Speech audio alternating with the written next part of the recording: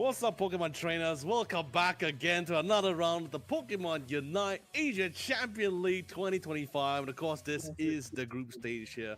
I'm Liten alongside with JJ. And currently, we're back again for a couple of more Pokemon Unite action. Yeah, I mean, hey, we're back here, and we're so good right now. And I'm just really excited to see them. I'm really just excited to see the games. You know what I mean? Very, very excited to see the games as well, especially since this is also one of the last two games, last two series for the last game, the third to the last game. Yeah, third to the last game. I mean, we're not sure like what's the situation with the concurrent games, right? We're not sure whether they're done or not. We don't really have the updated brackets regardless. So let's just it's safe to assume that they're going on at the same time as this broadcast as well, right? So pretty much this is going to be, I believe this is going to be Fennel this time. Yes, it's going to be Fennel versus IGZIST. IGZIST, yeah. So both of them are from Japan, actually. I'm sorry, I keep forgetting that because in my head is Nagoya Rising. So whenever I see IGZIST or you mention IGZIST, I just have this like brain pause, right? Like this brain fart because I'm just wondering, yeah, who's this? Of course, it's none other than Nagoya Rising. By the way, I mean that's the name that I actually remember. But for this tournament, they're gonna be with the rebranding that into IGZIST. Actually, interesting enough, I think they actually went with Nagoya Rising initially is because of one of their teammates, right? Their captain in particular. Although here it says Kaki, but previously it was called Nagoya. So I thought it was a very fun thing where they actually had their team name based after their captain. But coming in with IGZIST here, representing from the Japanese league here. And what's even interesting is they didn't come from the exact same ACL Japan league. They came from the Winter Tournament Japan. And they were the champion for it as well. Yes.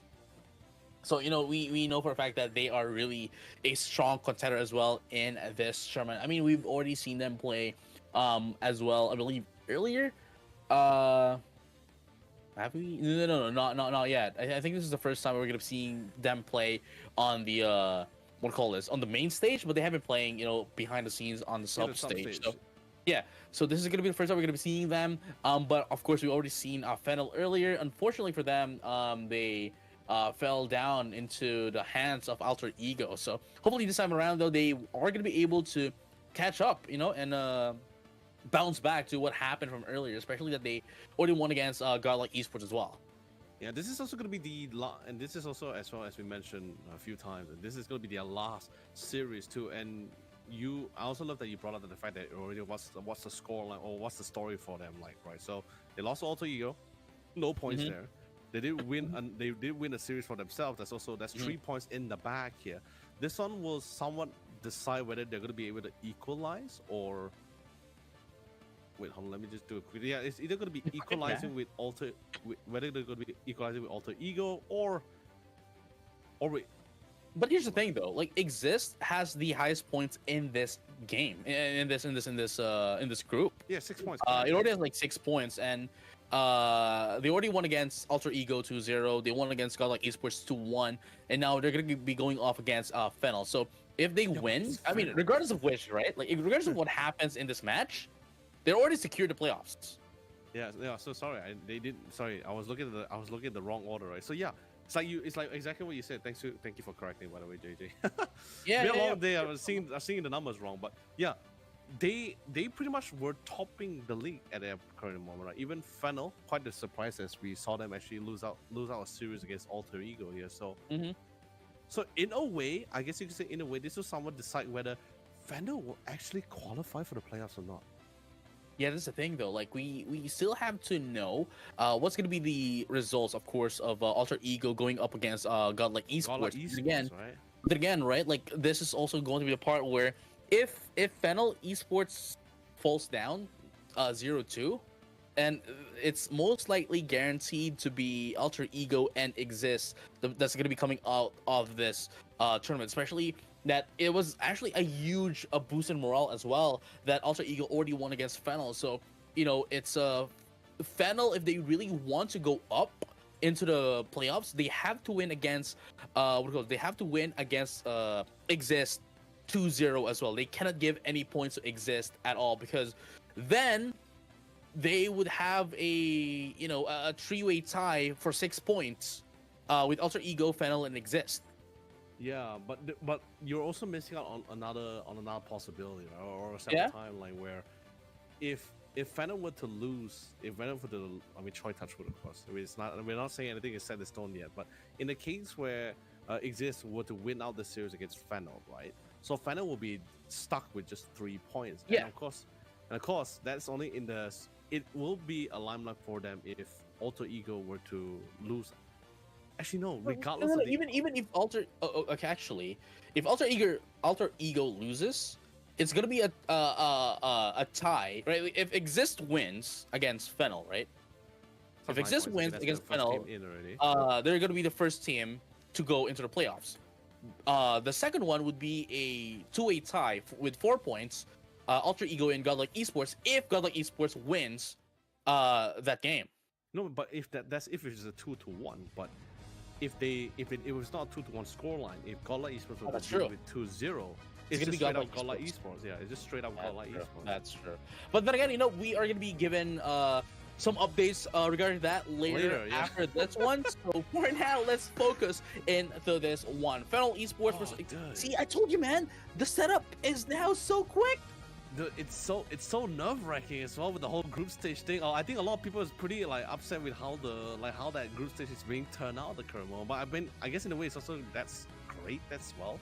That shows the potential of the other upcoming teams. But anyway, coming back to our last series or our second last series here for this Group B side. Fennel is going to be starting on the purple team, and of course with their casual bands, it's going to be the Umbria and the Hoopa, totally understandable. Saida and Serena. Okay, that's an interesting. I think we saw a couple of Serena banned, but not as often. It's considered quite the minority. But naturally, with Blissey not being banned, that's going to be Fennel's first lock-in as their support. Not going to be giving away the Leafeon. Naturally, Igis will secure the Leafeon for themselves. No, yeah, I mean, how to say this? Like, Psyduck is one of those Pokemon, right? That is, I'd have to say it's more of a joke Pokemon in Pokemon Unite, but. Wait, what? Say that again, sorry? Who? No character, you know what I mean? But it's one of the most effective Pokemons as well in the current meta that we have right now, you know what I mean? Mm-hmm. Especially Disable, which essentially attacks everyone who's within the area. If you are near your ally, you get hit by the Disable, everyone is gonna get connected, gonna get grounded a little bit and get stunned a bit. So it's really a helpful disruptor Pokemon in this game. So with that being said, though, this is the first time that we're going to be seeing Cinderace in a long while in a tournament setting. Actually, I actually have an answer for this situation as well. Because apparently, when it comes to Exist, especially coming from the Captain Kaki, right?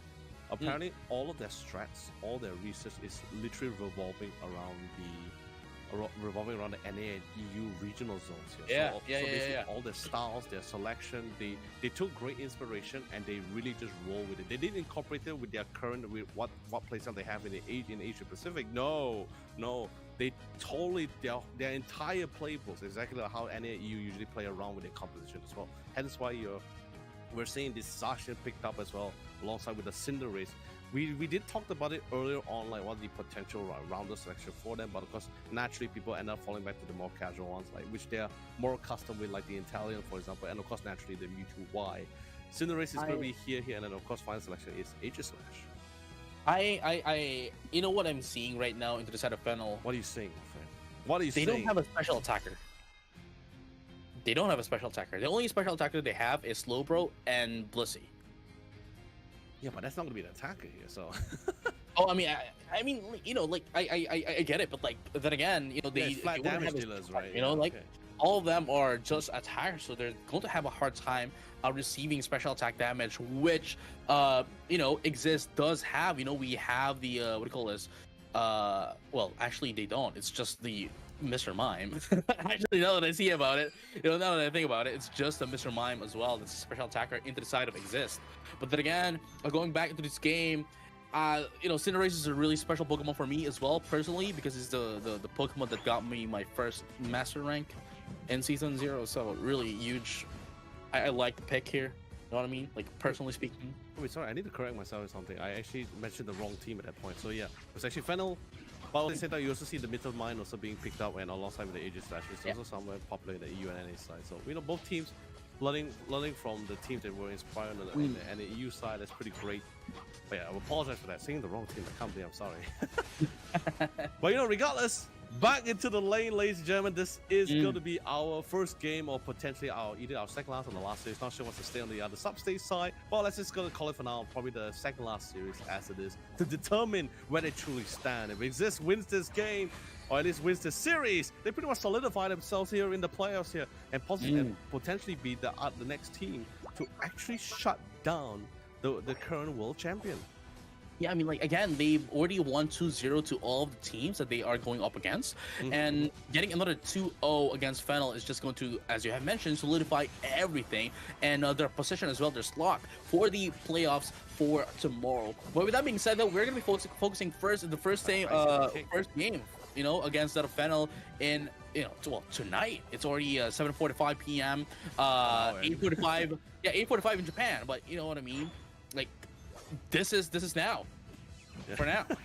This is not for now. Yeah. It is here and now in the present moment, as both of these teams were head to head as they try to defend the first goal post here, and it looks like they have Tong in particular has taken quite a substantial amount of damage. Saints for looking for here, but eventually they managed to catch up to him and will secure the first KO into the round here. And now, of course, that doesn't really end there. They're trying to see they can get a couple of more here. They will find Tong in the process. Actually, I thought Tong actually walked back to base already, or at least got to safety point here. Interesting. With the what do you call it, the flesh in there, right? Yeah. If you got like. If you got crushed down by a Snorlax and you're that small, I don't think you'd survive. So I think lore-wise, that's actually gonna happen. You know what I mean? Like, Talon really is gonna get taken out. If you get heavy slam by a Snorlax. That's why we leave all our fates to Nurse Joy at the Poké Center. That's true. That's true. She makes things work for some reason. Free healthcare. You know what I mean? That's what we're at. Yeah, free healthcare. Everyone loves though, it is gonna be Ore. Ore is now gonna be taken out. Gonna be easily sent back, but that's totally fine. It's gonna be totally fine for their end here. At least not majority of the team actually gonna be falling there. In terms of level wise as well, the main sweeper naturally is gonna be the Leafeon in the hands of Captain Kaki here. It's gonna be the one leading the charge and of course try the primary focus, try to get those level out as much as possible. Especially once you get those enhanced abilities, it's gonna be further. It's gonna further excel in their, or at least elevate their gameplay even further. But of course, a great secure for the Registeel. The damage buff is of course naturally nice. They re-engage back into fire, but naturally this is a Snorlax, so it's definitely going to take a lot more members to deal with this. However, for that top lane, rather a lonely lane for both the Zacian and the Matang here. Both respecting their respective lanes. You get your wild Pokemon, I get mine. However, naturally Zacian should be able to secure this Regieleki. Good attempt though with the Gyro Ball, but was he within range? So that's the thing. Sometimes They do give the indicator, but at times, I could be blind, But look at that, though. Beautiful dive in coming in from that of Talon. I didn't really see if PB went for the Pyro Ball instead of the Blaze Kick. We'll find out in just a bit if we're going to be seeing another team fight here going down bottom. But at the very least, XSIST here is now pushing down the first score goal down bottom. 105 points right now into the side of 97 from Fennel. Despite them having in the Regieleki, still there is, XSIST catching up in terms of the team fights and of course the XP. And look at this Talon trying to get away. Heavy Slam once again, but beautiful timing into the fly just to be able to not get hit by the Heavy Slam Snorlax. Still biding their time. We have been witnessing a couple of skirmishes as well, and in terms of EXP, both sides seems pretty equalized so far. No one really having an edge over the other. However, of course, when it comes to initiation, we didn't really see both teams really grouping up as much or as often as we liked as well. So no one really have any edge. We're just seeing a couple of small skirmishes. That's pretty much it, or at least small trade-offs so far. That doesn't really lead to any objective or any significant control either way. However, we do see the next set of Regis that's going to be spawning towards the bottom side eventually as well. curious to see which one's going to be coming out this time. It's going to be Registeel. That's of course naturally nice for pretty much for both sides as well. I'm going to be quite contested for it, but you know, regardless, it's still an objective you don't want to try to give away. Metagross, woo, that is quite the damage, but you know, it is. Overstand, and naturally, it's going to be a secondary Registeel. Yeah, I mean, at this time though, like it's not gonna be Fennel taking down the the Registeel, but instead it's gonna be going to the side of XSIST this time around. Wow, Fennel gonna be able to take down Saikumanji right now. With the Mr. Mime, being the only support here into the side of XSIST, but then again, they are not going to be returning up top so that they can try to take out, our Regieleki up top. But then again, even if that is the case, XSIST is now existing to destroy the second tier score goal down bottom, putting down more points. One more point to destroy the second tier score goal down bottom.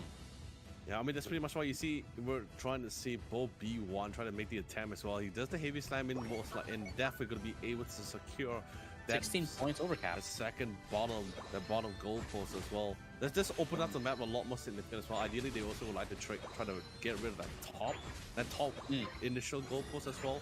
But of course, naturally, we're seeing great control coming in from Team Final side, especially courtesy of Luka with his Zacian as well. Always ensuring that they have majority control of the Regieleki. I think so far, every Regieleki that has been spawning It's going into the side of Fennel, yeah. Yeah, it's been totally in Fennel's control. And that fly. Why? Just to take the, it finally got its revenge. Hey, you heavy slammed me. Now I'm slamming you with fly. I mean, technically, if we go by law, it's pretty much a cushion, right? Okay. Yes. I mean, since you talk about lore initially, right, just now. That's true. But then again, there you have it. Computing crash. Oh, wow. Did you see that? Hey, call an ambulance, but not for me. Totally out of commission as well. Actually, not an ambulance. Need Nurse Joy. For sure. Oh, wow. The zoom in.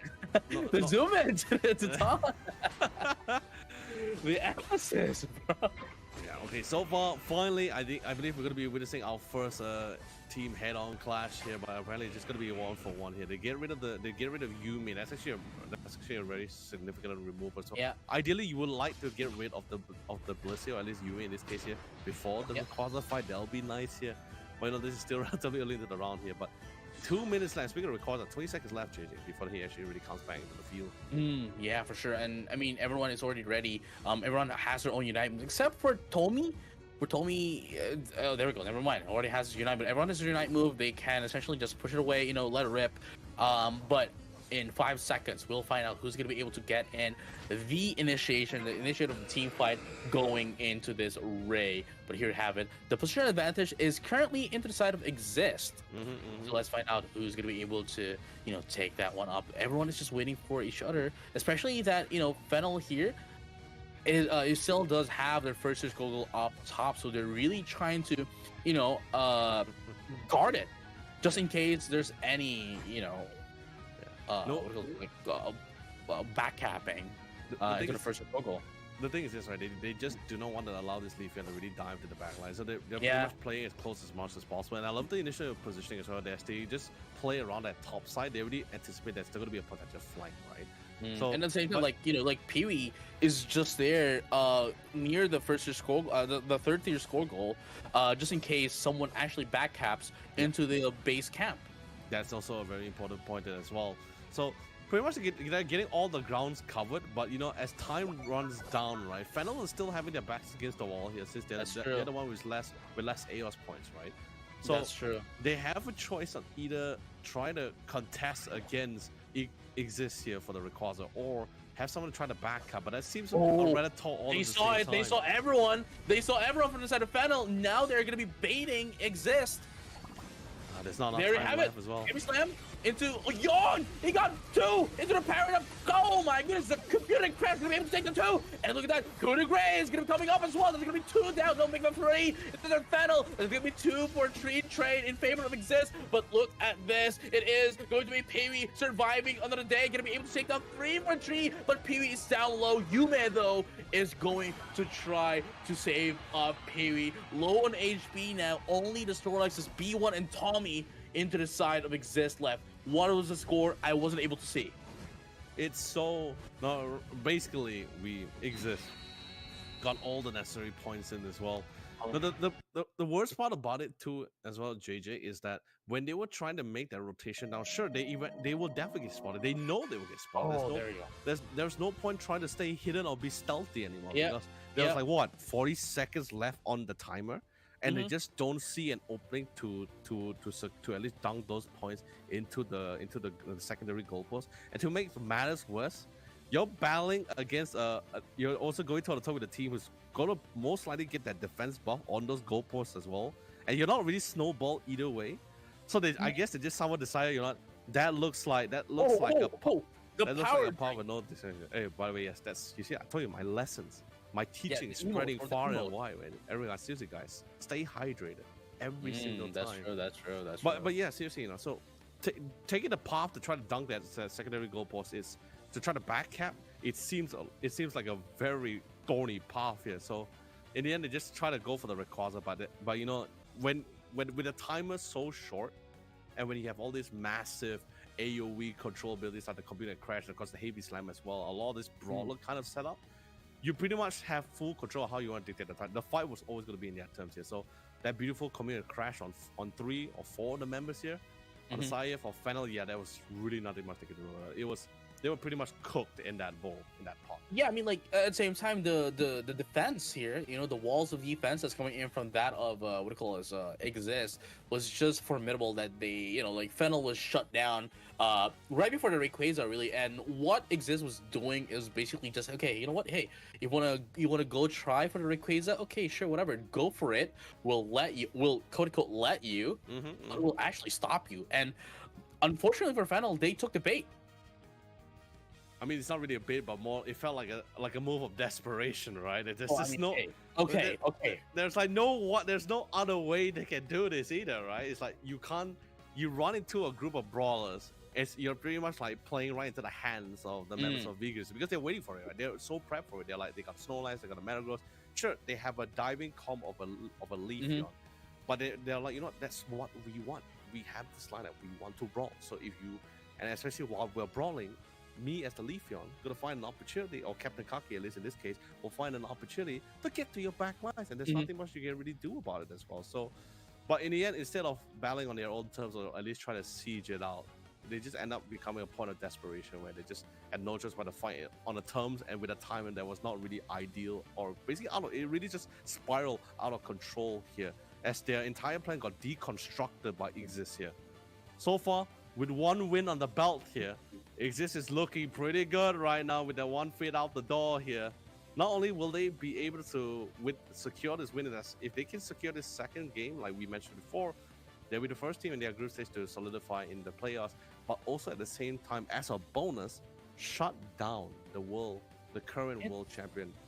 You know what I was just thinking? I kind of like, what to call this? I kind of finally realized how it made sense that they, you know, IGZIST ban the Psyduck. Because, you know, remember what I told you about, like, disable, right? If you are near each other, and most of the Pokemon coming from that of IGZIST are Pokemon that needs to get in and needs to be, you know, together as well.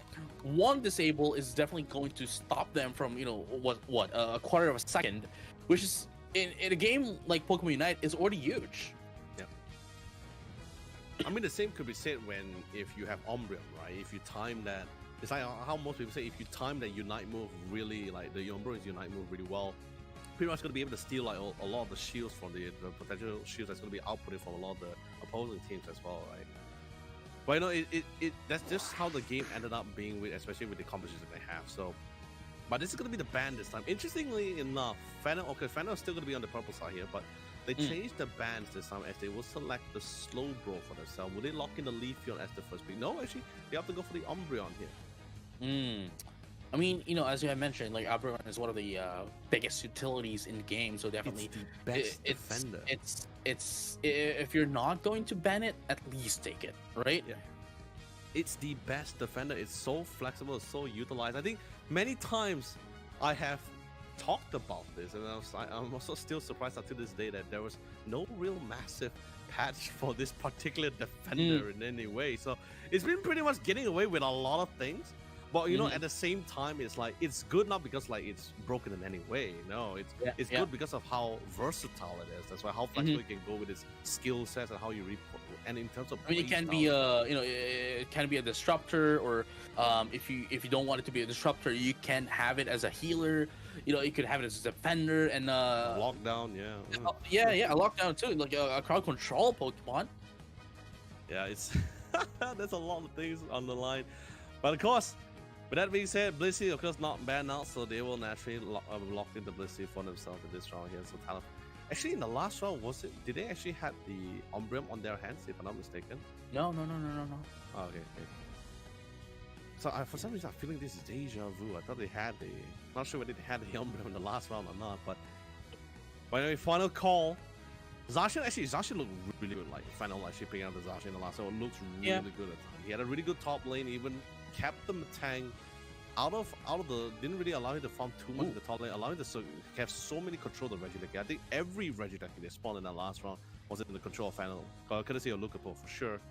But this time bring the Zeraora and naturally IGZIST, instead of bringing the Metagross, they were switching up and will bring in the Blaziken with one of the best secure of objectives in the entire game. And you can get some really nasty combination with the overhit into the eject button, or eject button into the overhit. I'm not sure which is which.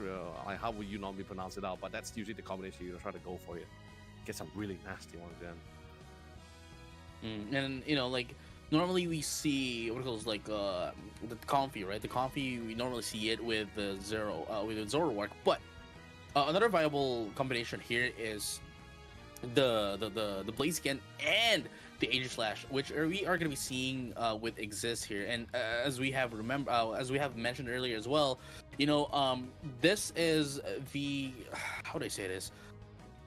The match point right now for IGZIST. And if they do win this, they essentially effectively solidified and guaranteed their spot for the playoffs later on.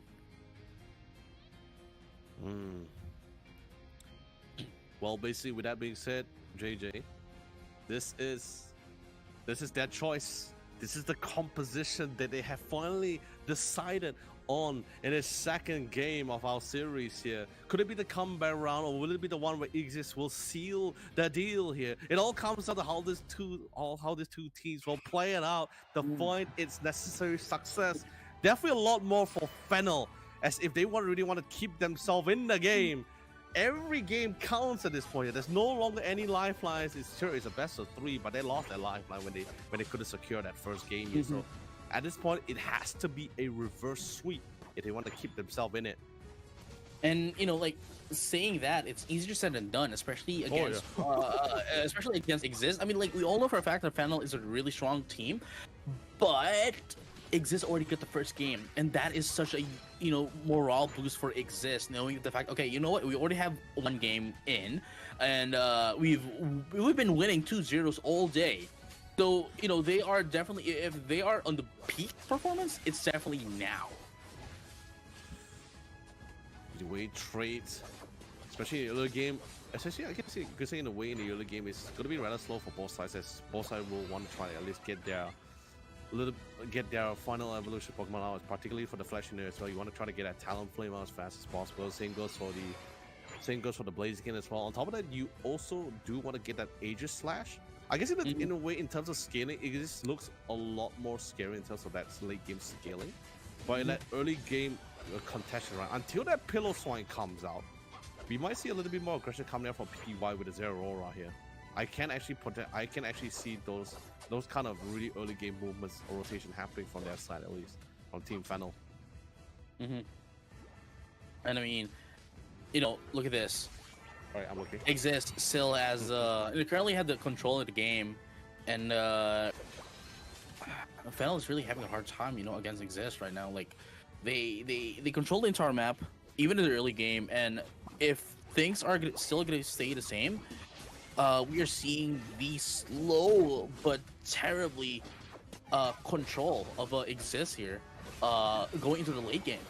And then just like that, you know, they're able to one by one, piece by piece, take down Fennel, and Fennel couldn't answer anything against that of XSIST. Look at the timing as well.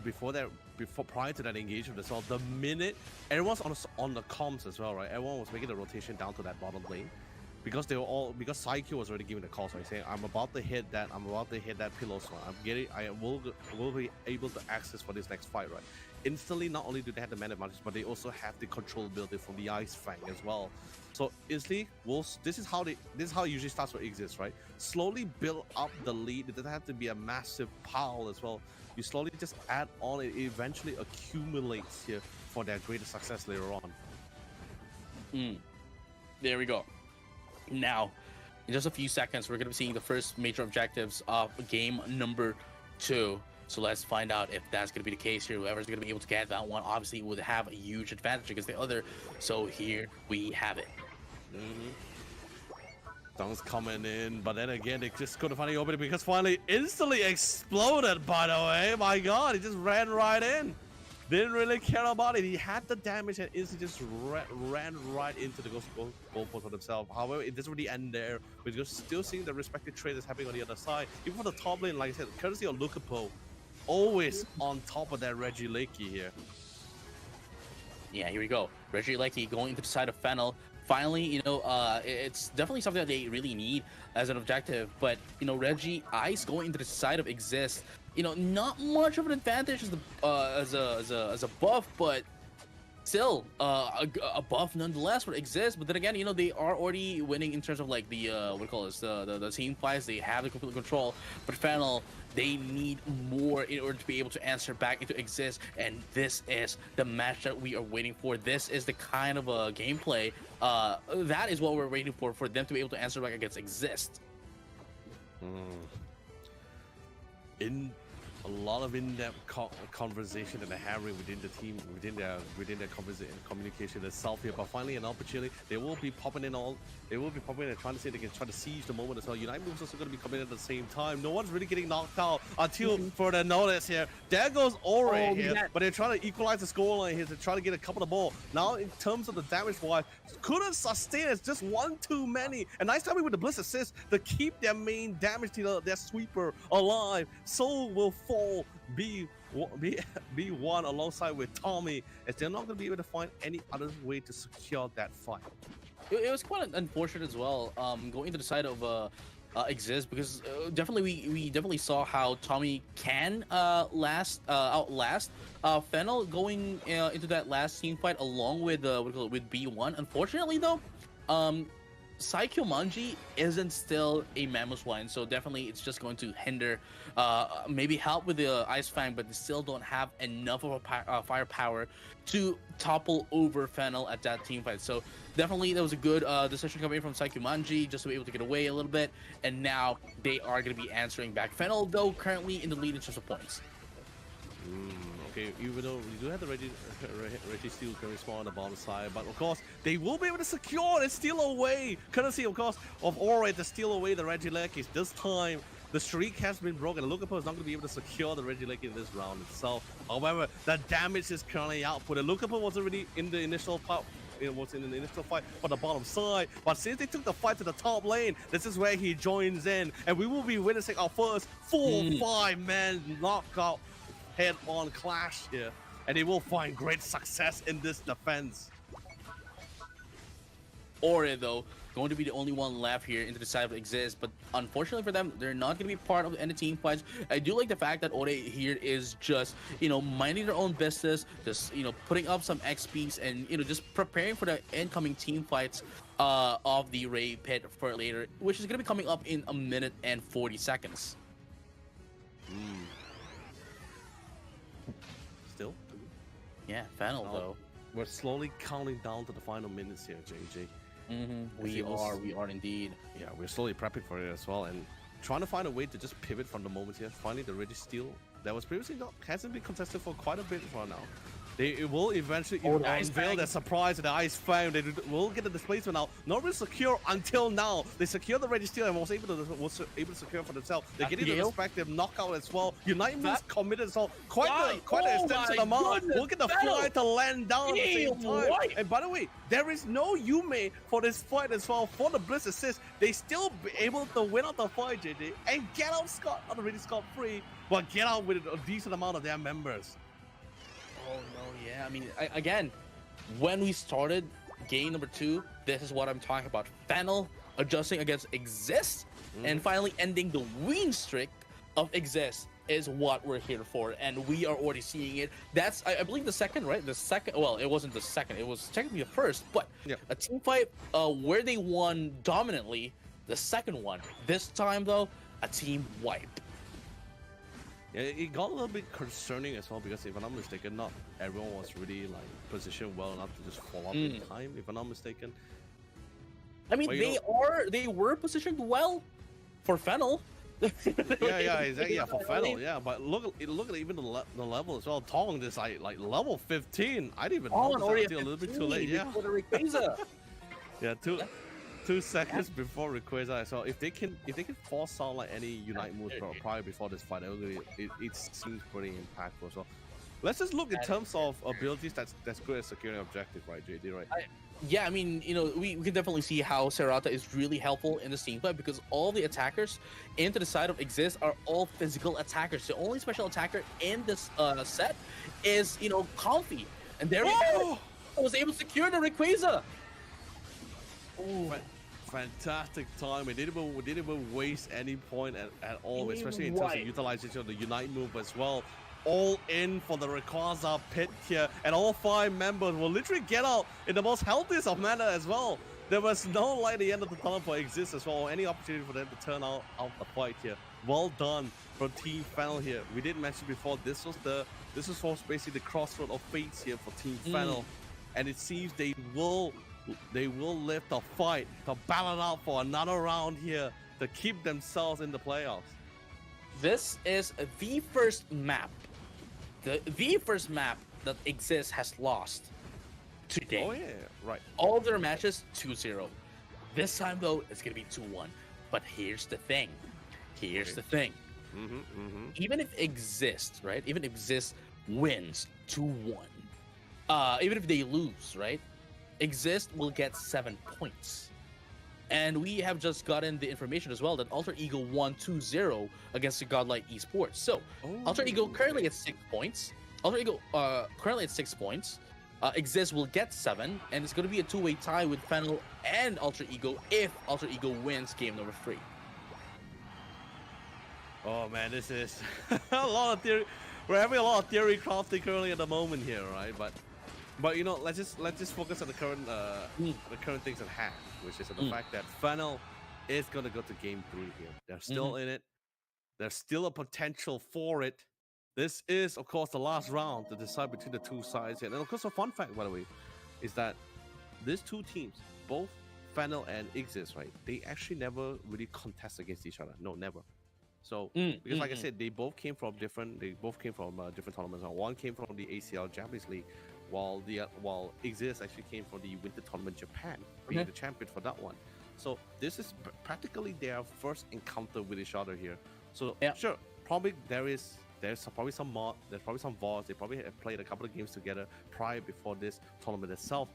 But it's like I mentioned before, rehearsal matches, scrims, cannot really take into account of like what the actual game can be like, with all the pressures taken into account of those pressures, and of course with what's riding on the line, right?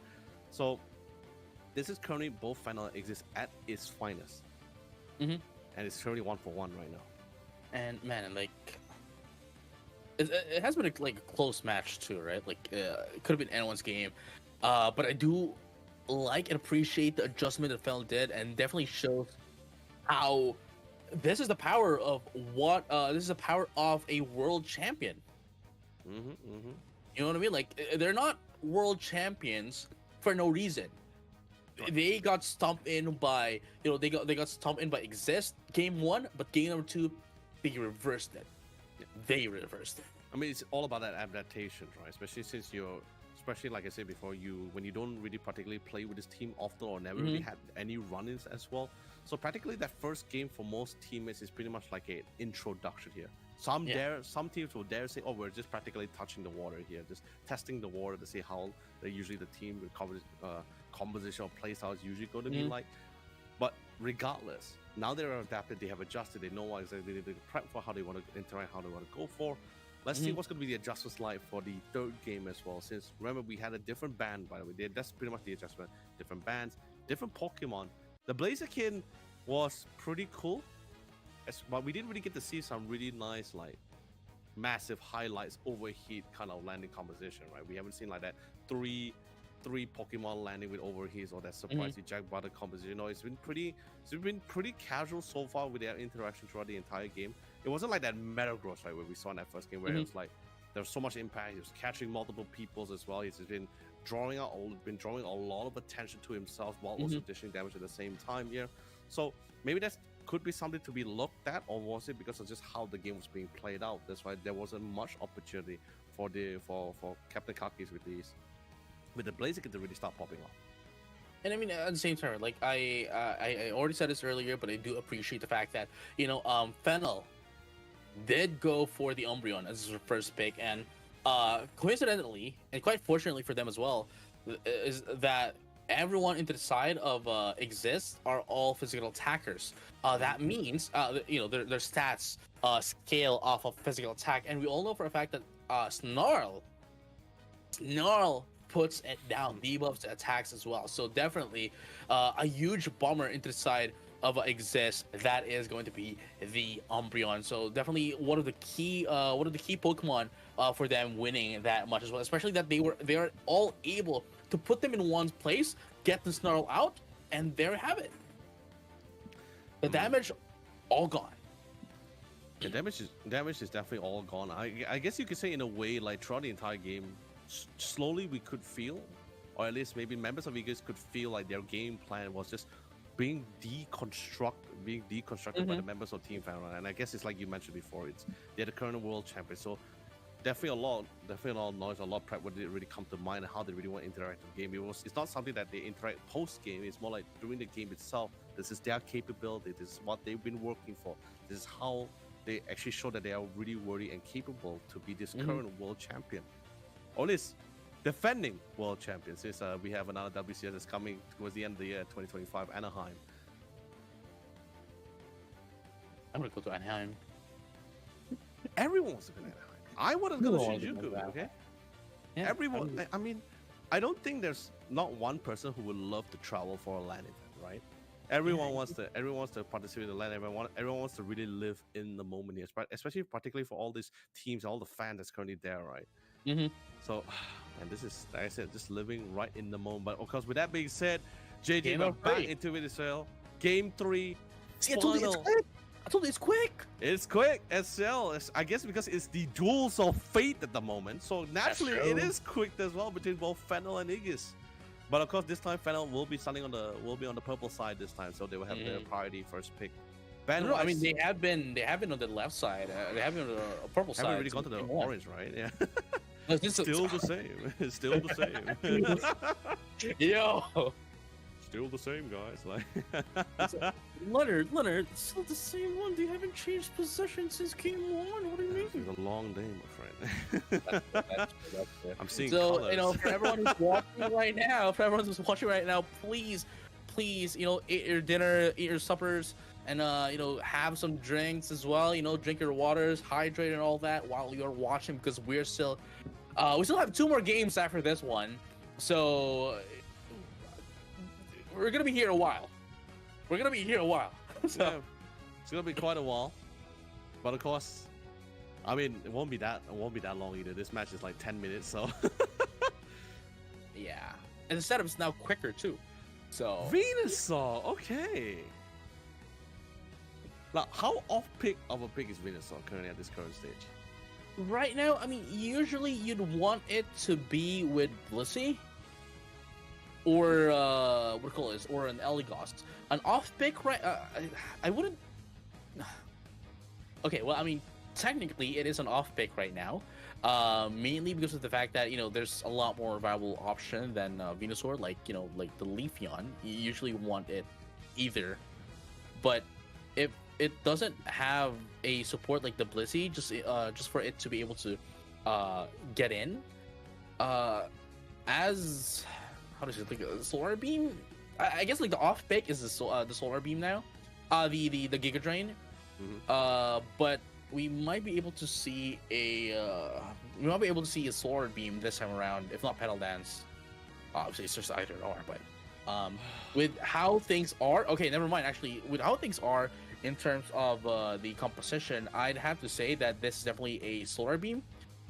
Wait, no. It's actually running in a muscle band. Yeah, a muscle band. So it's Petal Dance Giga Drain. Yeah, well, I guess it's the required switcher, right? Because like initially, I get why you went for the Solar Beam, right? Because the initial battle items was the energy amplifier. Basically, it's all the special attack damage items, right? I mean, at the same time, right? Like they don't really have a lot of they don't really have a backlane attacker, with the exception of Leafeon. And Leafeon isn't really a backlane attacker. It's more of a mid-range kind of attacker. So it could go either or back or front, I guess. But I guess what they're trying to do here is just be the what we call it is like be bruised enough to push down and force in the damage against XSIST. Yeah, no, but the thing is, I guess it's more the fact that they're trying to look for brawls, right? If you look at the entire, that's what I'm saying, yeah. It's all about that brawl to just really just dive head first into the enemy line. That's where you see your backline divers, right? Which is naturally your speedsters, which is the Leafeon. That's where he go. He pretty much, I guess you could say, in this kind of composition where you have this multiple brawlers going head into the fight. Speedsters are going to be the one that thrives in the chaos, right? So that's where at the same time, right? Like there's the Clefable as well with Moonlight, which allows it to heal as much Pokemon as possible, whoever's within the radius. So which will then allow the Venusaur to just survive, especially with even with the what do you call it, the Giga Drain and the Petal Dance, allowing it to survive even further than it already can. Okay, so now here's my concern, right? It's, do they have enough damage? Like don't get me wrong. I'm talking about from Igis side, right? Because it feels like they have a lot of durability coming from the, naturally, but not much damage, right? Yeah. But the thing here is, the way I see it is that XSIST does have a lot of crowd control, and crowd control is like second to attack prowess, attack output, right? Into the game like Pokemon Unite, because if you can't attack, then what's the point of you having strong attacks anyway?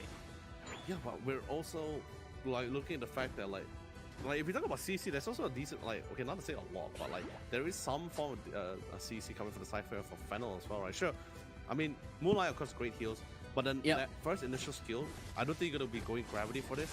I think naturally Follow Me would be the better choice here. And we're also talking about Shadow Snake on a Mimikyu. So if you can just get his hands on top of that Mewtwo Y, just with the Shadow Snakes, but it's relatively hard because you have a lot of walls to deal with, right? To land that Shadow Snake between like both the Metagross, the Mamoswine, and the Blissey at the same time can be somewhat of a tall order. But I guess that's where the this multiple brawlers also comes in, right? With the whole Venusaur Giga Drain alongside with the Clefable and the Umbreon, right? So everyone's just pretty much dive in first. So it comes down to which backline diver is gonna find their respective target first. Yeah, for sure. And look at this though. This is what I'm talking about. The backline attacker coming in from the side of XSIST, gonna be able to take down Serrata, one of the biggest threats here into the side of threats into the side of XSIST. They really need to take down Serrata. I don't think they're gonna go run in. I don't think it's going to run Snarl this time around. I think it's gonna go in for Wish and Mean Look, because they definitely don't want Psycho Manji to go anywhere, and especially not cocky with that of the Computer and Crash. You know what I mean? Yeah, definitely for sure. They're not shying away from just utilizing Unite moves if it's required as well. If it's a good time to use it, if it helps elevate the teams to get more EXP, more control around the map, why not? It's not like we're not looking at 30 seconds before the Quasar here, right? It's still relatively early as well, and there's the initiation. There goes for the engagement as well. Instantly melts them away before they even have a chance about it. They did have some form of intel, but not roughly where Lucapo was currently positioning as well here. So that was a very swift removal here. A quick knockout sent all the way back to Pokemon Center. Both objectives going to be in spawn here with Reggie Rock and Reggie Lecky here. Maybe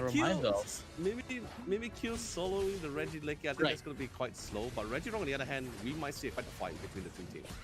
And here you have it. Never mind. Sarata is still running in foul play, and what do you call this? Foul play and Snarl, going up against Exist instead of like Wish and Miluk. Maybe perhaps they want Exist to really go in on team fights, to be able to utilize Snarl as much as possible. With that being said, though, ladies and gentlemen, we're going to be seeing up top here. It is going to be Tommy putting down some scores. Still at level 8, though, still at level 9, so doesn't have Flame Sweep. So here to have it. Fennel now rotating up top as well. They want to get that Reggie Lecky. They are going to be stopping Exist here, I'm sure. But Exist currently has the advantage over it, and they're going to be able to secure that Reggie Lecky for themselves. Great control over the objectives as well. Not going to try to give anything free away to either side. However, Igis is still on top of things. They did secure the Reggie Rock on the bottom side, including the Reggie Lecky. That feels absolutely huge in terms of EXP.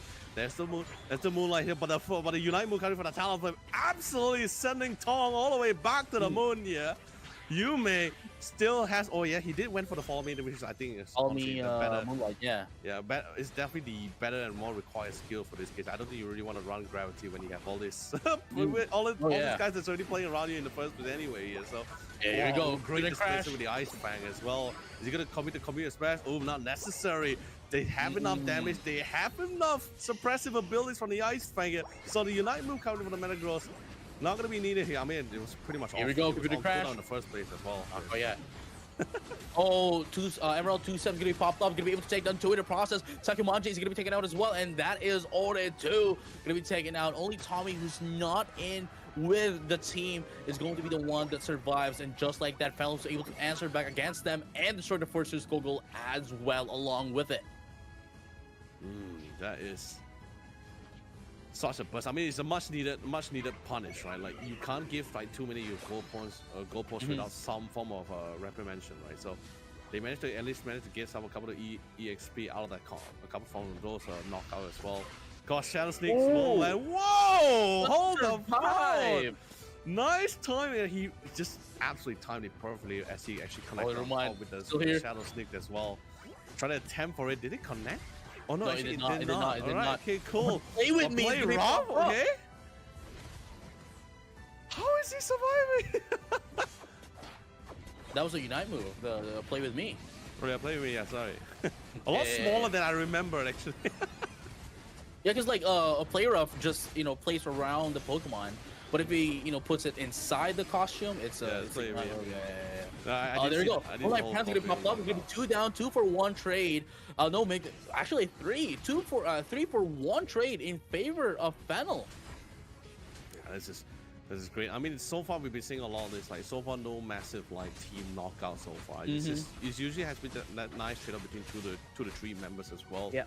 But of course, in terms of objective wise, like both sides pretty much lost all of their at least their primary or initial goal posts for both lanes here. EXP wise as well, seems. I mean, except for the fact from Lucapo, right? Other than that, it just seems pretty equal out, I guess, or pretty similar. There you go. And we're gonna be able to have a little bit of a team fight here once again. Reggie, like, he's getting repelled back here by Exist, and here you go. Fennel still trying to find that footing to finally, get that definitive answer against that of Exist, and maybe finally, if they do win it, here's the thing, right? Like, if they do win this, they would be tied with Alter Ego, because Alter Ego apparently already won their match against that of Godlike Esports 2-0. So if Fennel wins here, they're going to be on a tie, 6-point tie with that of Alter Ego. Exist though is still going to have 7 points, so that's going to be just 2 teams with the tied points. So we'll update you guys after that. But here you have it. Play with me is going to be popped up as well at 2 minutes 10 seconds, which is really interesting because they popped it before the Rickies come up. But same goes for Talon players, coming for Tommy. No Unite That's move true. on top itself. A lot of There Unite you move go. actually committing It's relatively early, happening. way before the Records are even trying to enter into the pit itself here. They're There getting you all go. the knockouts. TKO. The two main cores out of the commission here. They still have Tommy. No Unite moves here, but at least they have the main DPS to try to go for the skill. Sorry, scratch that. Aura is currently out of commission here, courtesy of our dear friend Tong. They're trying to look for a couple more. No more Tommy either way. There is a community crash, but not necessary. They got all the members. They got the Rayquaza. Fennel is making their way to all the goal points to break them all, to dunk the points, and they're feeling absolutely phenomenal as they actually secure this win in this series here in Group C in a reverse win manner. Man, it is what do you call this? Fennel here securing the win against Setup Exist puts them at 6 points. Exist at 7. You know, regardless of what happens, as I mentioned of the results, Exist is still going to be qualified for the playoffs. But Fennel and Alter Ego now is going to be on a 6-point tie. So we are just going to be waiting for the updates as well, and we will be updating you as to what's going to happen, how we are going to be deciding the tiebreakers for those teams that will be tied together. Actually, wait, hold on. Wait, let's do the map again, because I think I lost it for a second, right? So currently, with this win, Fennel would get 3 points, so they're pretty much 6 points. 6 points, right? There's 6 points. So Alter Ego also has 6 points, correct? Yeah. Okay. Exist will be at 7 points. Oh yeah, okay, yeah. So yeah, that sounds about right. So. And then, you know, Godlike Esports is stuck at 1. Yeah, Okay, so it's going to be a two-way tie, right? Yeah, a two-way tie with Alter Ego and Fennel. Oh, man. Man, I'm never a big fan when it just comes down to especially when it comes to this, like the idea. Yeah, I'm never a big fan when it comes to this kind of tiebreaker, because it comes off of like the most minute differences that someone decide whether you're moving forward or not here. So.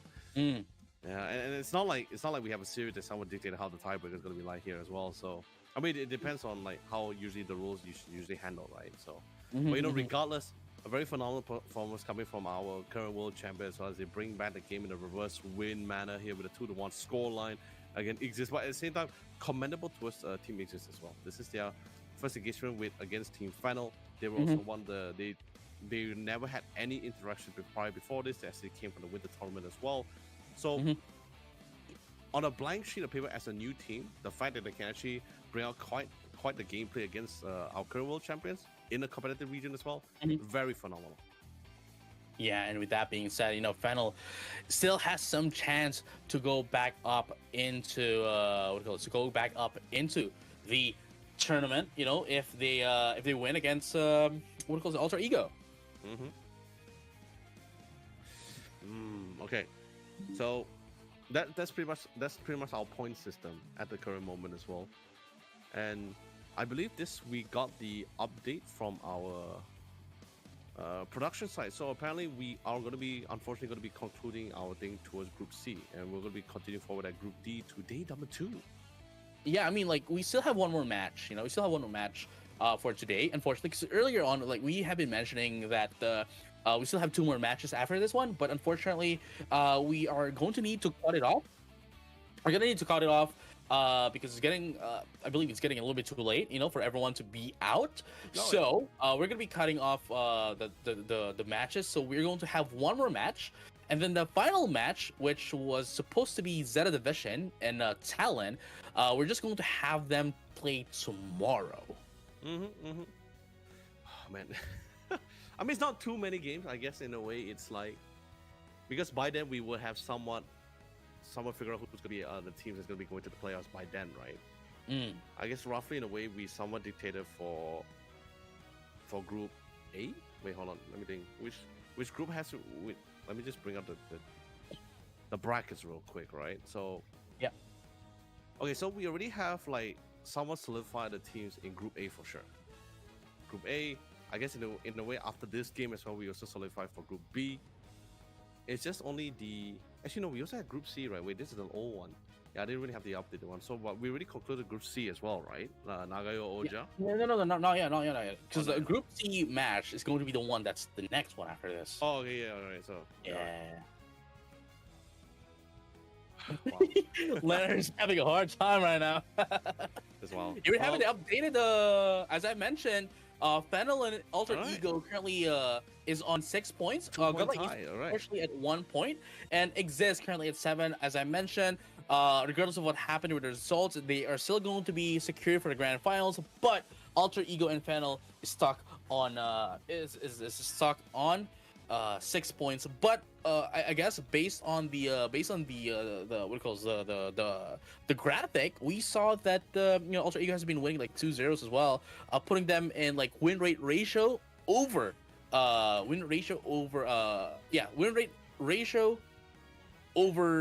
Fennel.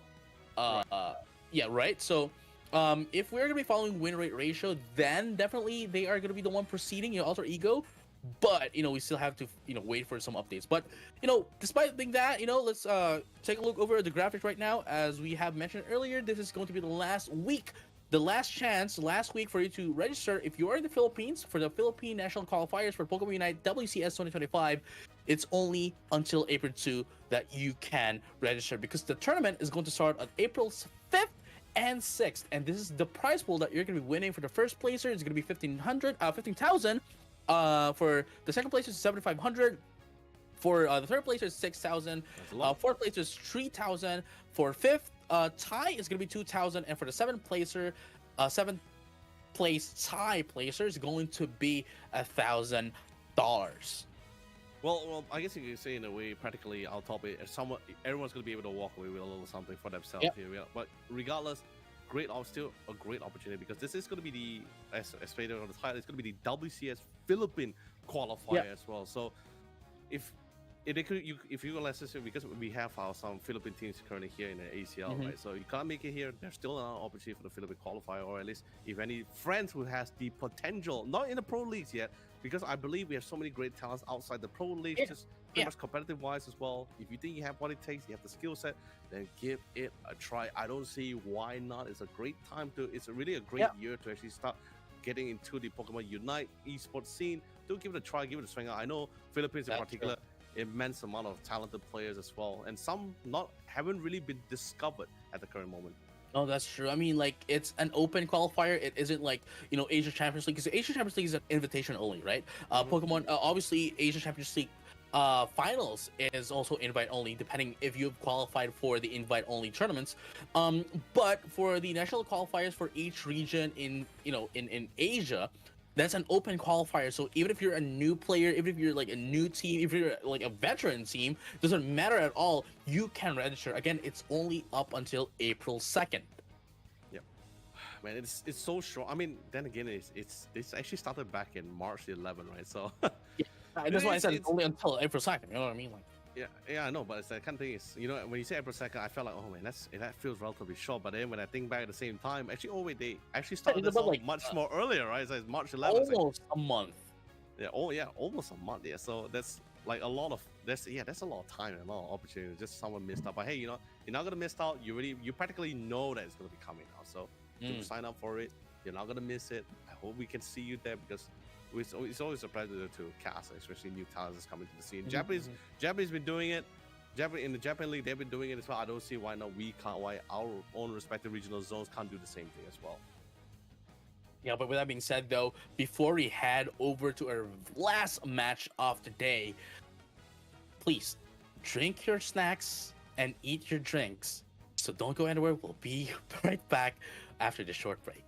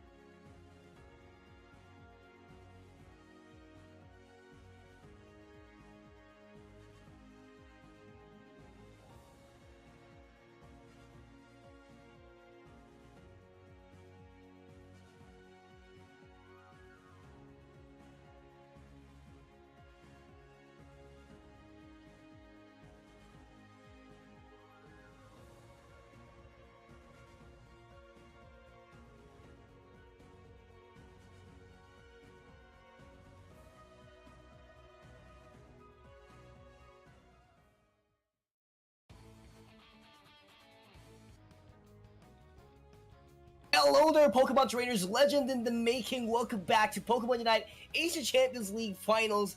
And for tonight, this is going to be the last set of match that we'll get to witness. Unfortunately, we won't be seeing Group D commence for tonight due to some, rules that we do have to follow. But it will be resumed tomorrow. So for tonight, we're going to be focusing our attention for Group C. It will be Nagoya Ulja up against the one and only team Onic Rise from Southeast Asia as well. So really excited on what they have to offer.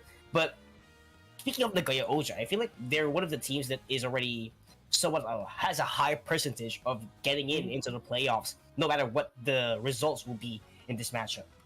No, yeah, I mean, I totally agree with you. But then again, I just have to say that I haven't seen Onic Rise. I mean, we haven't seen Onic Rise play today. So I'm really excited how they're going to be faring off against Nagoya Ulja, because obviously Nagoya Ulja won 2-0 against Paper Rex. And Onic Rise, along with Paper Rex and Alter Ego, and Talon too, are one of the kings, right, of Southeast Asia at the very least. So, or Asia in general, really.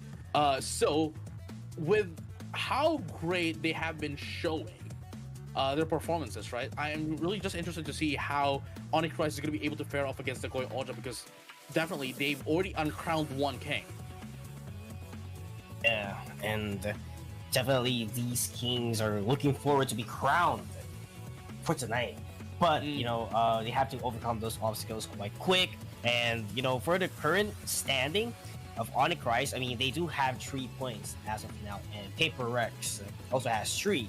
So, that being said, I do feel like Paper Rex will try to win their very last game up against Liten Dream Factory. You know what I'm saying? Because they're eyeing on that win, and they need that win. Because if Onic Rise gets this game 2-0, that will be a triple tie. All 6 points, and I don't know how that is going to be determined. But, all of these teams needs to win. Right? Like, Nagoya Ulja has to win a game to qualify for the playoffs. Onic Rise has to win everything to get into the playoffs. That's the thing, right? Paper Rex, if they win against Liten Dream Factory, which honestly I have no doubts that they're going to be winning 2-0 against Liten Dream Factory anyway. But that would only mean that they're going to have a 6-way tie, a 3-way tie with Nagoya Ulja if Nagoya Ulja will not win, or because it's essentially the same thing as Group B, right? If Nagoya Ulja wins at least one game, they essentially guarantee the spot anyway. But then that's gonna be Paper Rex and Onic Rise still gonna be on the on the tie. But if Onic Rise doesn't get a single game this time, it's going to be Paper Rex and Nagoya Ulja proceeding to the next game tomorrow, for the playoffs tomorrow.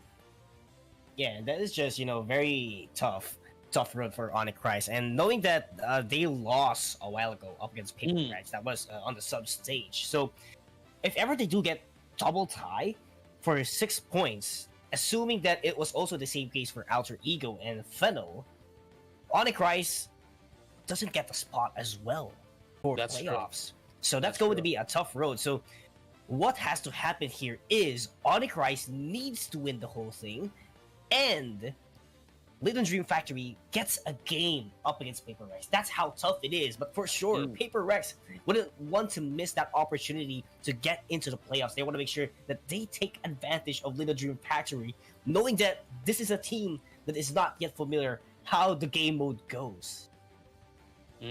Here we have, though, this is gonna be quite unfortunate for us to watch, seeing the kings that we have been seeing a lot of times as well, that we are familiar with, get the throne. So hopefully, I want to see Onic Rise here rise up against that of Nagoya Ulja, but we cannot dismiss Nagoya Ulja as well, because they're a really formidable team to go up against. So we cannot dismiss them, like, we have to give credit where it's due, and they are really strong. But look at this, though. PUACL 4th place in Japan League. Nagoya Ulja still was able, despite having only the 4th place, they were still able to dethrone a lot into the side of this tournament right now. just excited. Just excited for the last matchup. Nagoya Oja has been performing, quite phenomenal in this tournament.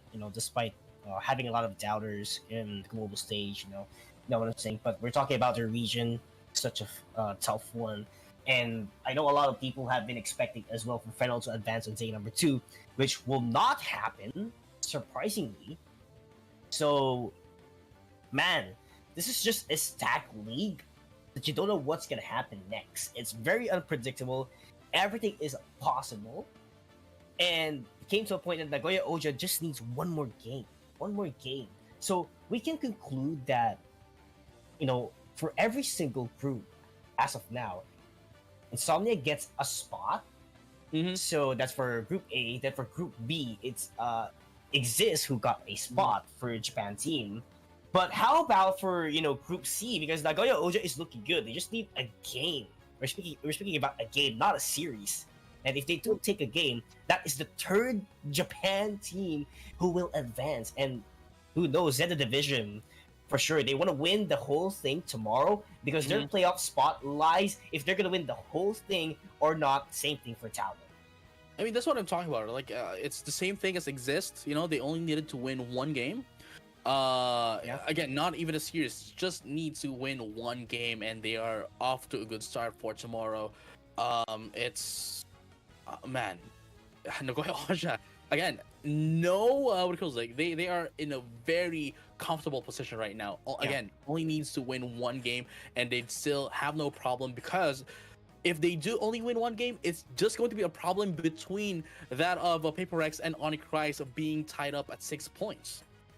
Yeah, and actually that's the biggest problem, right, as well, because PUACL really wants to take that 2-0. They don't want to, go the hard way, because that's the easiest way to take it advance into the playoffs. So, for sure, they're keeping an eye on 2-0 up against Liten Dream Factory, and, the chances of Liten Dream Factory getting into the playoffs is taken out of the picture already. So, quite unfortunate for them as well, but, it's actually how the league goes.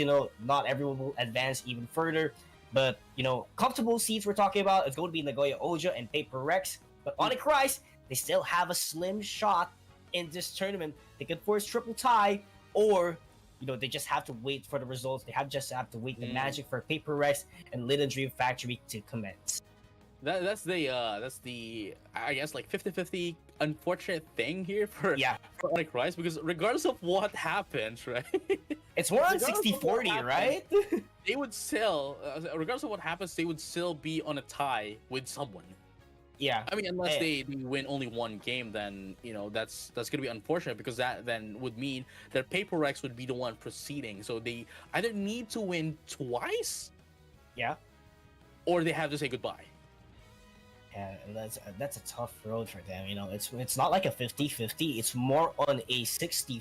60% that they will not advance. 40% is they can advance. But those case-to-case basis needs to be in depth, and there is something that other teams would work on that would be favorable for them, in which that is not totally in their control.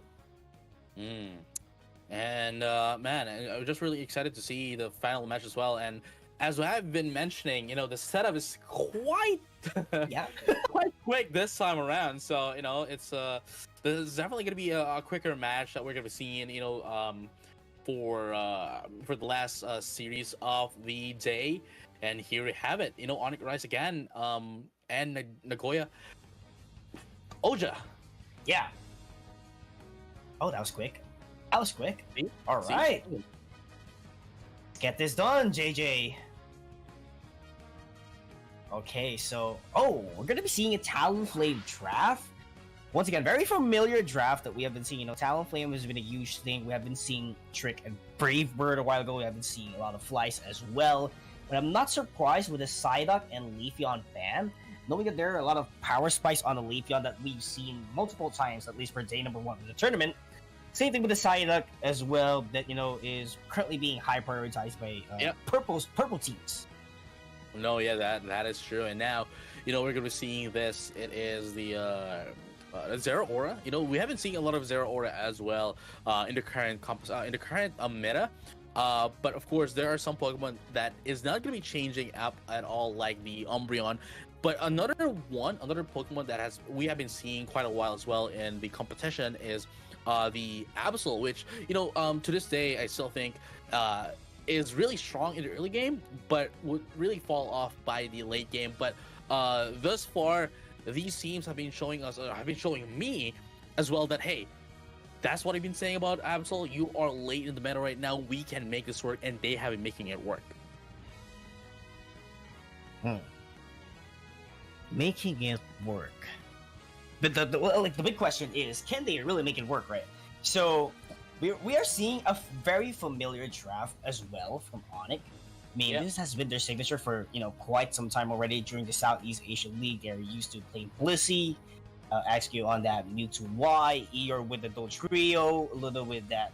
I feel like the only new thing that I can see from Onic here compared to their drafts during the C League is just Cell with this Aurora, because it's one on all-rounders before, and it's a different kind of meta that we are seeing actually for tonight. So that being said, I'm not surprised if Onic will do commendably in this game. But not forget that the Nagoya Oja as well is very used into this draft. They have that Umbreon with mean look. Those snipe shots will definitely hit a lot of members from Onic. And that Absol is gonna do a lot of sting for them.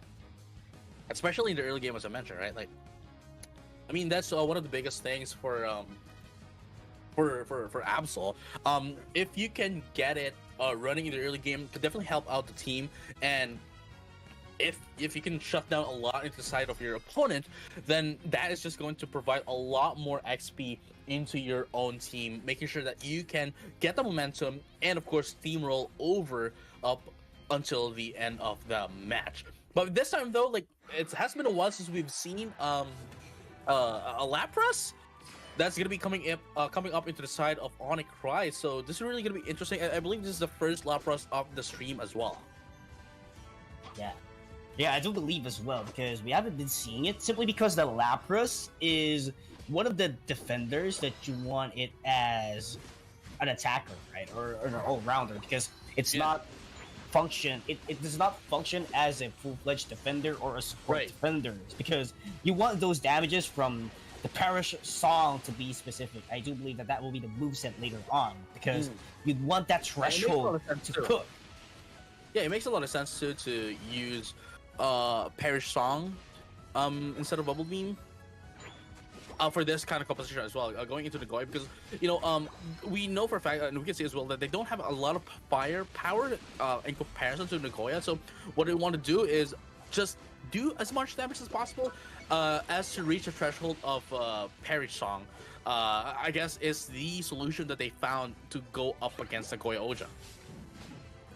Oh, on site, very beautiful try attack to take down Poro right off the bat. And this is actually a great facing so far for Onic Rise, being able to take down those KOs, and Eeyore is waiting on the backline, trying to go for the KO instead, and they do get another KO up against Holly, and it's looking good for a score here for Onic.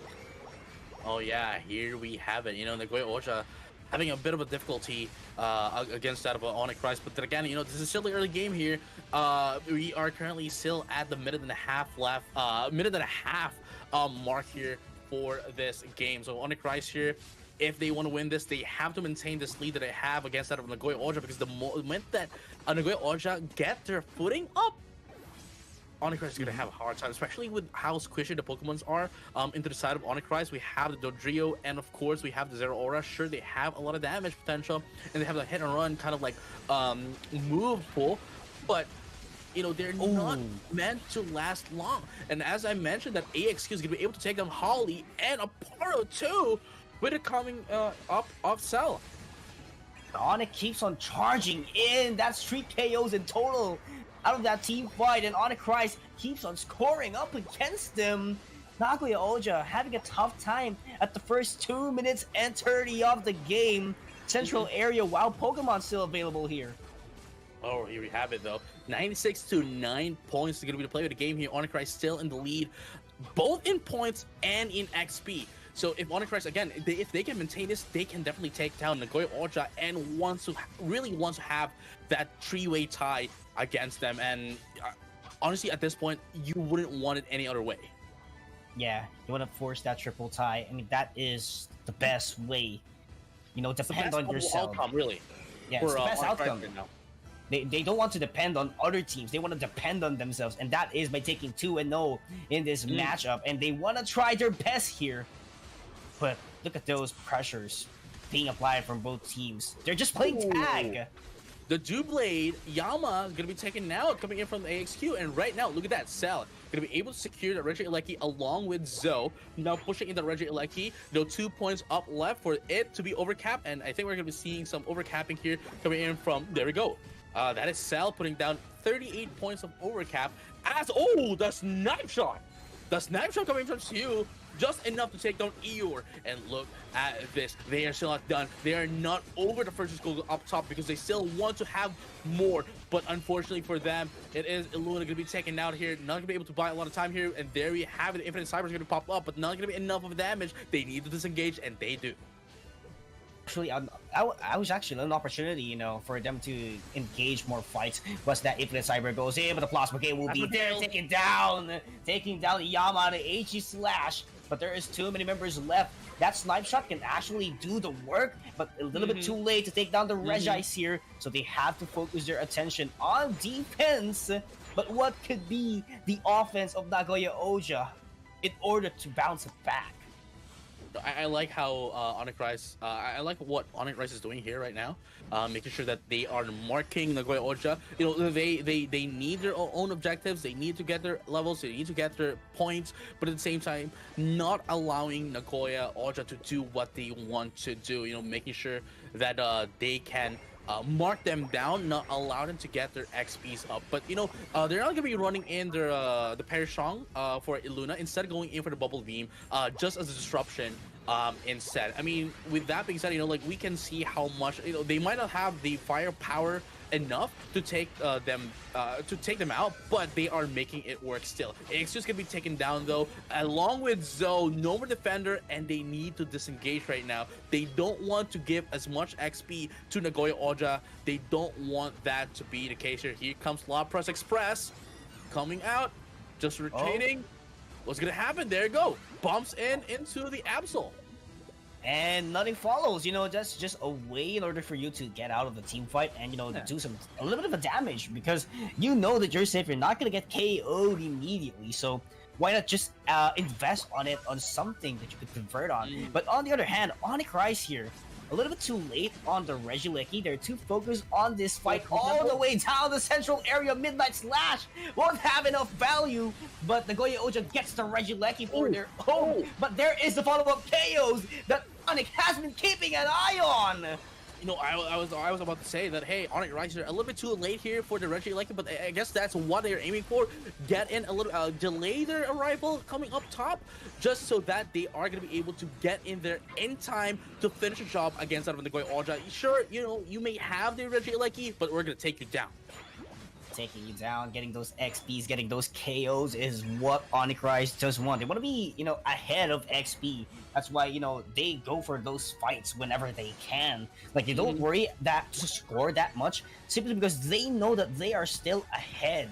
They still have that tier 1 goal, so that is just a simple sign that they are so much ahead in terms of point department here. And here we have it. Another team fight here is going to be coming up here. It looks like Regieleki is going to be going to the hands of Nagoya Oja, obviously, you know, with the positional advantage as well. They're going to be able to secure it. But then again, is it going to be enough for them to answer back to Onic Rise? Still, you know, 234 to 181 is not a lot of a lead. But with how Onic Rise is playing right now, definitely rising up to the steps. And now Nagoya Oja is on the deficit. But what they need to do now is maintain this until the Rayquaza. And even then, even if Onic Rise is on the lead, Nagoya Oja can still usually flip the Rayquaza against them, which is going to be quite detrimental for Onic Rise, just because of the fact that, again, they have the complete control, well, not complete control, but they have most of the control of the game. And if it's just going to be destroyed by the Rayquaza, all of it for naught. Yeah, totally agree. And not just that, whenever Nagoya Oja flips this game overall, they will be, the chances of them getting back into the playoffs will be difficult, will be almost hopeless. But here we go, Nagoya Oja starting things off. They take down Luna before the final stretch, and they want to wipe them out. But Yama was taken down immediately. Midnight Slash will be there, but the value will not be enough. Side strike to take him down. 3 members left for Nagoya Oja, but also for Onic Rise. But Eeyore is still up ongoing, just roaming around in circles. 2 members left, 2 defenders only for Nagoya Oja. What can they do? Eeyore backcapping, Lapras Express just to stop them, buying a little bit of time here for their teammates to arrive once again and finally take down this Rayquaza. I think Onic Rise would want to take this, or at least put all the points down to Eeyore so that they can, divide it into 3, getting a bit more score. Yeah. They just need to defend this, though. They just need to defend this and allow Eeyore to score as much. Yeah, that's all they need. They should buy a lot of time. They should get out of their Rayquaza spit. They just need to guard it. Oh, here we go. They still have a minute left. They still have a minute left. They can burst down the Rayquaza. The question is, who's going to be able to get it? Oh my goodness! It goes to the side of Nagoya Oja. That's what we're talking about. They cannot give it up because the flip 181 to 236 or whatever the score was is not going to be enough for you to go up against against that of Nagoya Oja. It could still be a flip, and that is what happened. The flip coming in from Nagoya Oja, everything was all for naught from that of Onic Rise. They had a complete control of the early game to the mid game, going over to the Rayquaza, but unfortunately Nagoya Oja was able to think ahead, saw this a mile away, that they can and will take the Rayquaza for themselves. 386 to 725 with only 80 seconds left is not going to be enough time for Onic Rise to catch up to Nagoya Oja. Unfortunately, Nagoya Oja takes in game number 1 against Onic Rise. And Nagoya Oja is going to be the 3rd team from Japan advancing into playoffs, ladies and gentlemen. What a sight to see, what a flip, what a turnaround. It was actually Onic Rise who was controlling majority of the game, but one fight was enough to flip it around. Oh wow, look at them. They are exhausted. They were happy. They're shocked too that they were able to secure that Rayquaza. But honestly, the way that they bought time for themselves is just phenomenal. Yeah, really awesome stuff. I mean, we're going to be taking a look at the damage department. Man, it's just Holly. Hero is doing their job. Look at that. Damage taken, recovery. It's all on them. And the damage, look at that. Almost around 75% of the damage came from 3 members of Nagoya Oja. Yeah, I mean, look at that, though. Look at this. 78k coming in from Siu. We have Aporo with 54k. And look at that. This is Yama with 80k. With that of the Age Slash too. So really interesting stuff here coming in from that of Nagoya Oja, and really they are currently on the match point. But then again, as I mentioned, they don't even need to win this one anymore. They don't even need to do anything because they've already secured their slot for the playoffs, regardless of what happens now.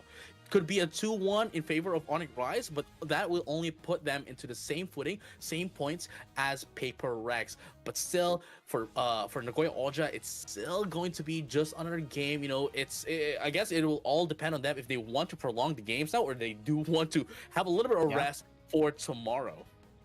Yeah, we're quite unfortunate because we already have the results for Paper Rex up against Little Dream Factory. We're in Paper Rex won in a dominant fashion, 2-0. So, with that being said, Onic Rise, despite on what's going to happen on this game, they cannot secure their playoff spot if we will follow the same format that Alter Ego and Fennel did have as well. So, if we're going to be basing on win over the other ratio, it's going to be, Paper Rex emerging victorious on the pointing system. Yeah, but we have to still wait for some updates as well. whichever is going to be the result here for that match as well. And of course, as we have mentioned earlier, for those who hasn't been tuned in, and for those who wasn't here earlier, this is going to be the last series of the day. So we still have one more match, right? We still have one more match for the group stages, but unfortunately, we're just going to have that tomorrow. We still don't know if it's going to be streamed, or we still don't know if only playoffs are going to be streamed tomorrow, because if it's only going to be the playoffs going to be streamed tomorrow, that means the last game, that is ZETA Division versus Talon, is not going to be streamed. So we still are waiting for an announcement regarding that, but we'll keep you guys updated once we get some information. But with that being said, though, going into game number 2 now, it is going to be Onic Rise versus Nagoya Oja, with Nagoya Oja getting the first game from a flip. I mean, I really want to see ZETA Division and Talon, simply because that matchup, whoever wins it all is going to advance into the playoffs. That's what I want to see. But yeah, we'll set that one aside first. Focus our attention on Nagoya Oja versus Onic Rise. I mean, this matchup most likely will be, for the seeding purposes, for the pointing system purposes only, simply because Onic Rise, their chances of getting into the playoffs is almost impossible if we're going to apply the rankings as well that happened a while ago up against Alster Ego, because they were the second seeded team a while ago, based on the graphic that we shown a while ago. Regardless of that, Onic Rise, I'm hoping that they will finish strong in this tournament, in this day number 1. It's just a matter of fact that we need to see what's going to happen next. Here's the thing, though. Onic Rise needs to win this.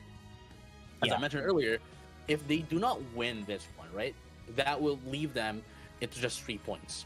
And having only 3 points, and Paper Rex having already 3 points, and they just need to win one game, just one game. They don't even need to win the series. They just need to win one game against Liten Dream Factory. And if they do get that, that means it's gonna be Paper Rex and Nagoya Oja that's gonna be securing the playoffs for tomorrow. So at least, right, Onic Rise needs to win this one. This is the most crucial game for them today, because that would then decide and put them in equal footing and equal points with that of Paper Rex, if Paper Rex wins 2-0 or 2-1.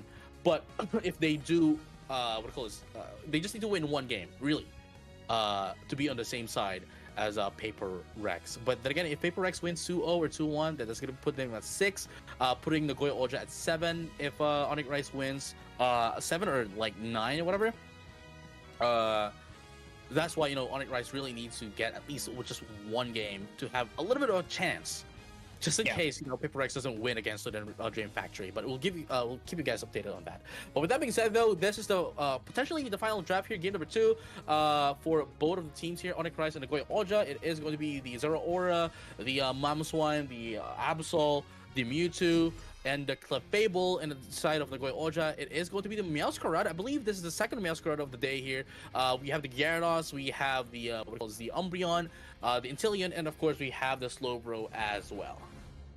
Yeah, Inteleon was actually one of the powerhouse picks from every single team competing here. So I'm loving that Inteleon is getting a lot of picks in this tournament, simply because it has a great kit. Those snipe shots, the Zero Spy Vision.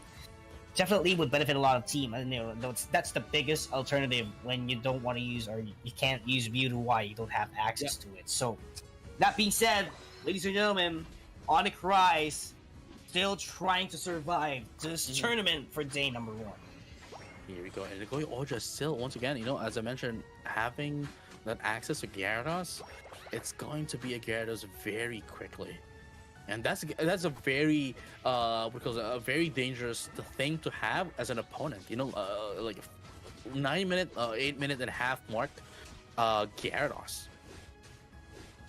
Yeah, and once Gyarados is up and online at that kind of 9 minute mark and 8:30, it will be really tough to stop it on its tracks in the future duration of this game. Look at that, Absol trying to charge in, Eeyore backing away after being punished immediately by Nagoya Oja despite starting things off.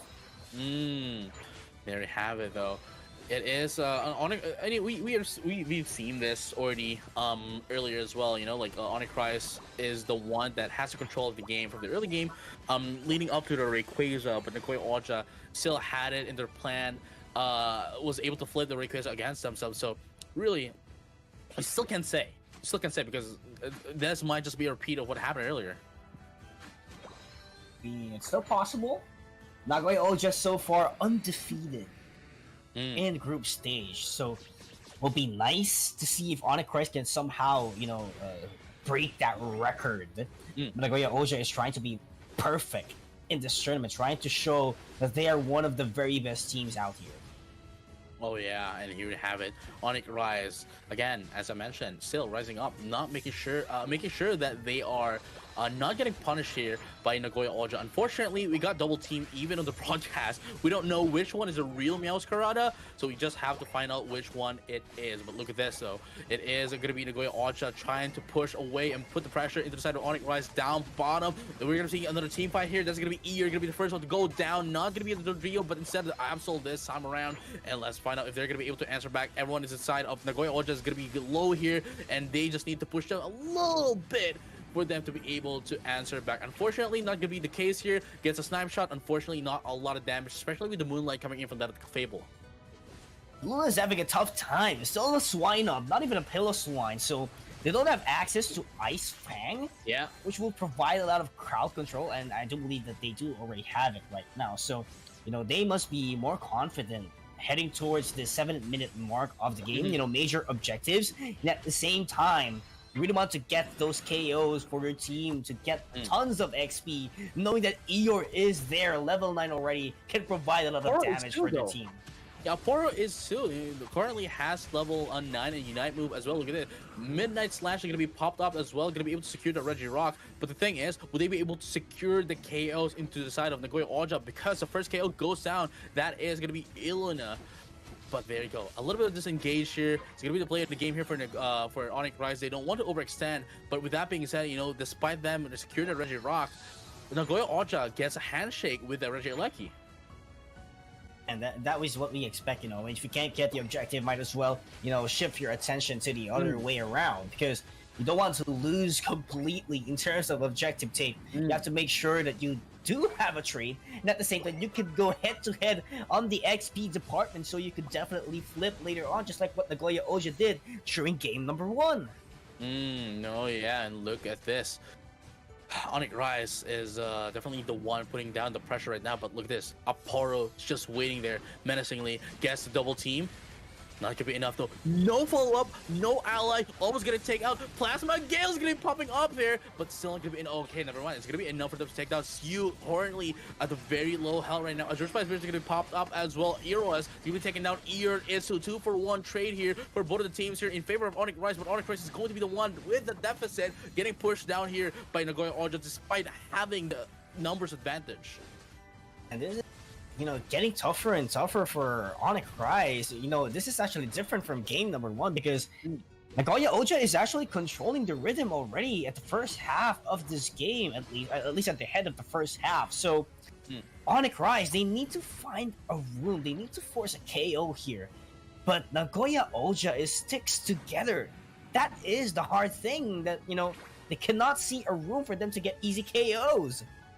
Oh yeah, I totally agree with you. And with that being said, though, 102 and 144 points as well in favor of Nagoya Oja. Nagoya Oja still not only with the points, but also with the XP lead as well. So this is definitely a deficit into the side of Onic Rise. They need, as you have mentioned, need to get a little bit of a KO here, get their XPs up as well, especially Ilona here, currently at 4 minutes and a half left into the game, still a Piloswine rather, and still does not have access to Mammoth Mash. And look at that, it's gonna be 3 KO, easy KOs for Nagoya Oja. Gonna be able to push down. Finally, the first is gonna go down bottom into the side of Onic Rise. Everything seems to be not working already for Onic Rise right after their, first 2 minutes of the game. It seems like they're having a difficulty in, deploying those Unite moves, though their timing is way too off, because if you saw a while ago, like Eeyore, popped off his Midnight Slash, but gets cancelled immediately simply because he was knocked out. But right now it's up and going, it's up and available.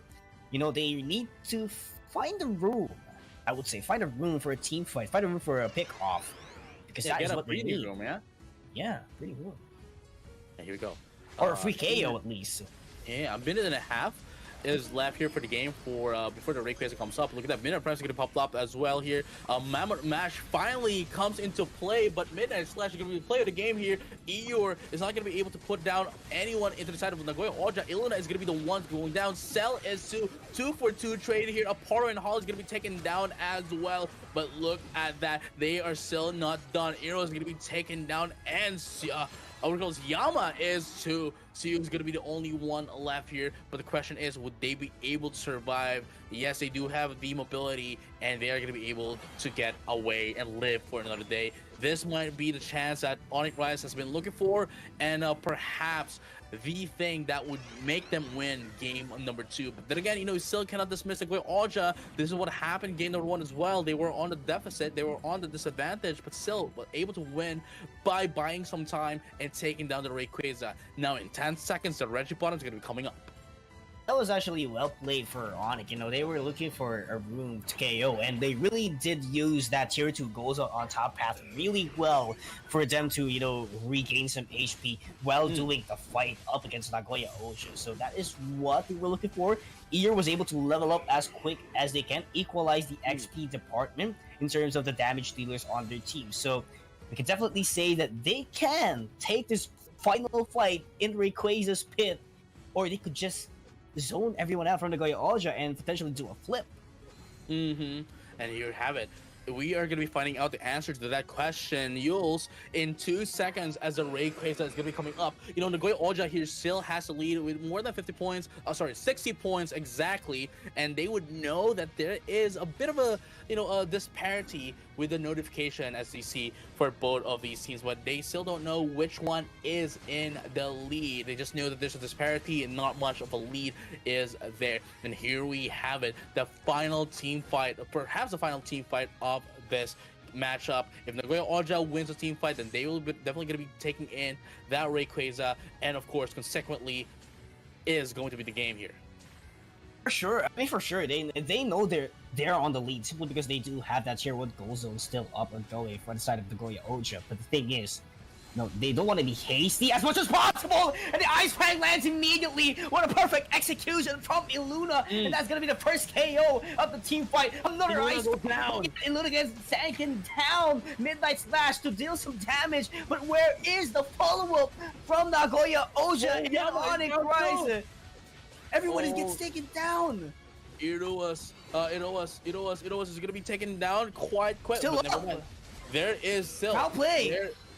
Oh no, there is still the the health bank. The health bank is still there. Poro is now alive, coming back here. Oh, but never mind though.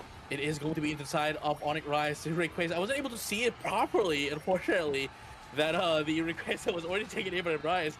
But then again, you know what I mean? It is still we're gonna be going to game number 3 with Onic Rise rising up into the game. And as I mentioned, this is the best possible outcome for them to have, needing to win one more to, secure that game. Really, secure that 6-point tie against that of Paper Rex. We have to wait and see, what's going to be the verdict or the decision in that 2-way tie. It will be possible since there is going to be game number 3, and Nagoya Oja is performing really well, but Onic Rise, they are as well, and it seems like game 1 and game 2, it's the exact same situation and scenario, but the output is on opposite side. That is how I see it. And we are now, they are all happy. Zoe is happy. Everyone is happy into the side of, Onic Rise. And, I mean, deservedly so as well. I mean, they were able to get in a game against that of Nagoya Oja, and they just need one more match against them. And let's be honest, that wasn't an easy task to do as well, because Nagoya Oja was almost able to shut them down at the mid game.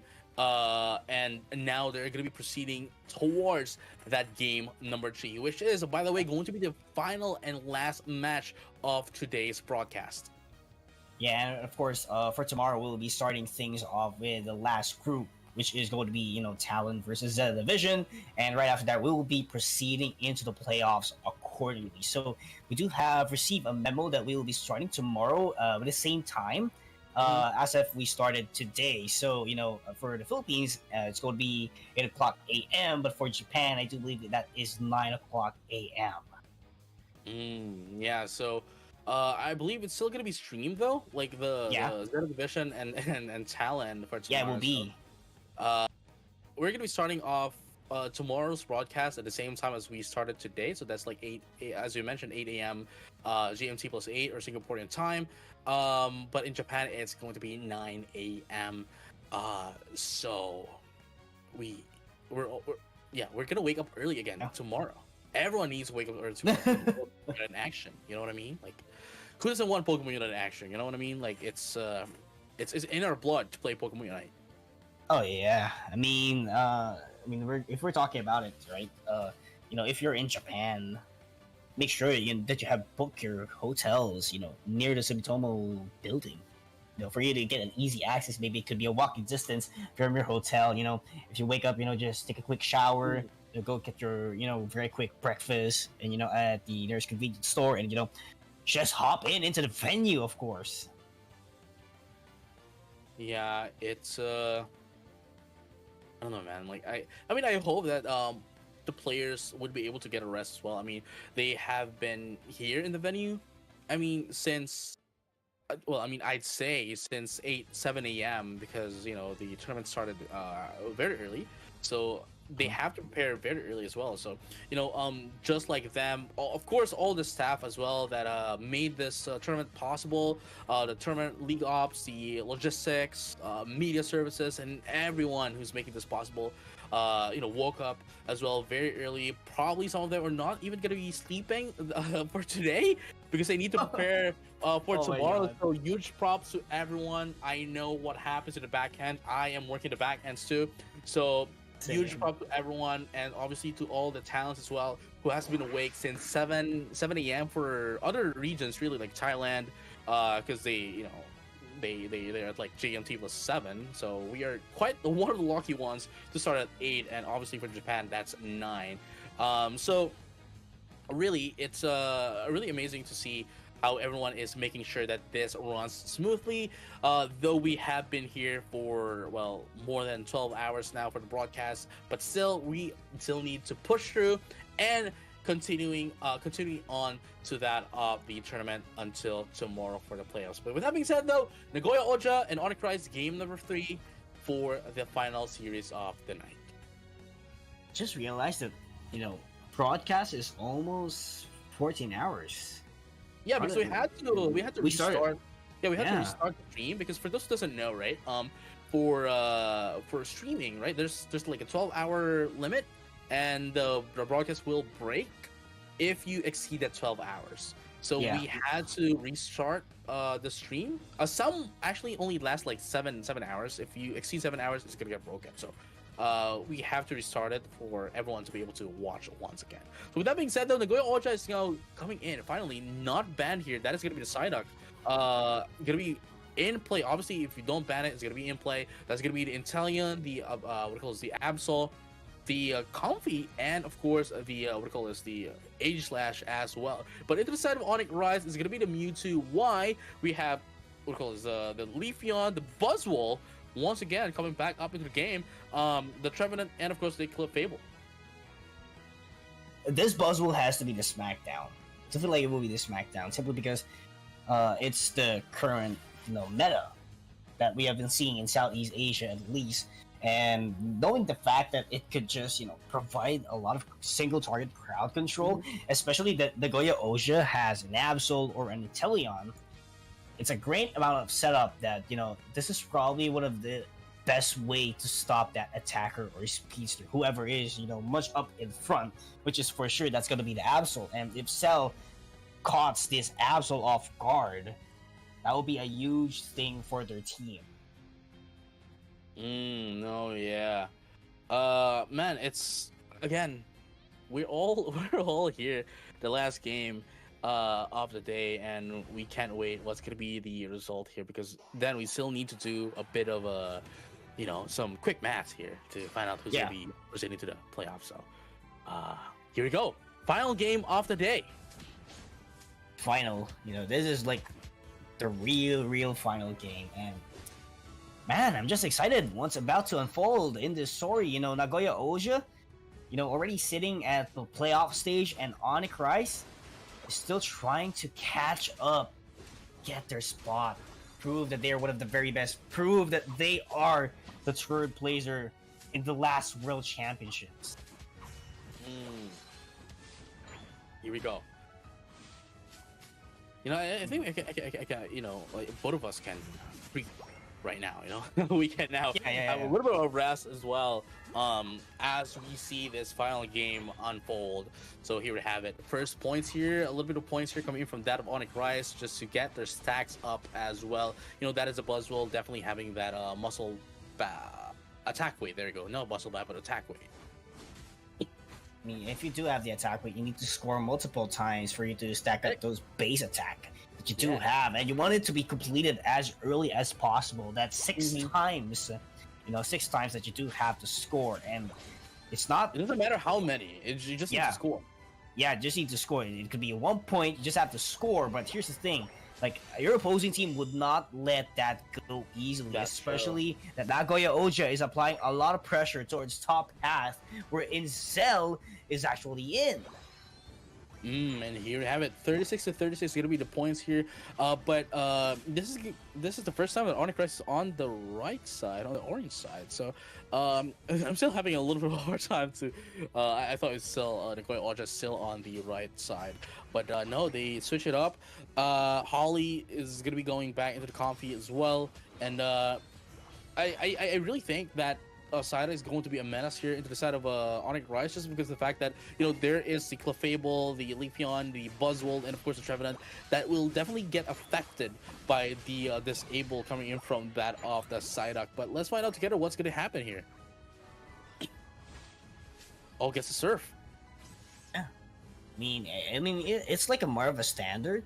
I mean, ZETA is very flexible, but that surf is, being used. You have mobility, and at the same time, just push back everyone else when you release that surf of yours. But 30 seconds. We're looking for the major objective. Also, the Swabbles and Ocharias will be up at 720, I do believe. And that is just a great response from Nagoya Oja. They want to brawl all this out and get those XPs that they need. And they're going to commit into this fight. But they managed to grab the Toe Blade and get the KO that they need. That's going to be 2. Midnight Slash will be there. 2 KOs. What a turnaround for Nagoya Oja. There we have it. It is Nagoya Oja getting in a little bit of the damage output here against that of Onic Rice. But then again, Onic Rice is currently on the position advantage instead of Igis. So let's find out if they're going to be able to take this one up against Nagoya Oja. But I believe this is going to be more of a handshake here. As we see, there is also Nagoya Oja down bottom, but Onic Rice is now going to be able to secure that Igis up top. Handshake it is.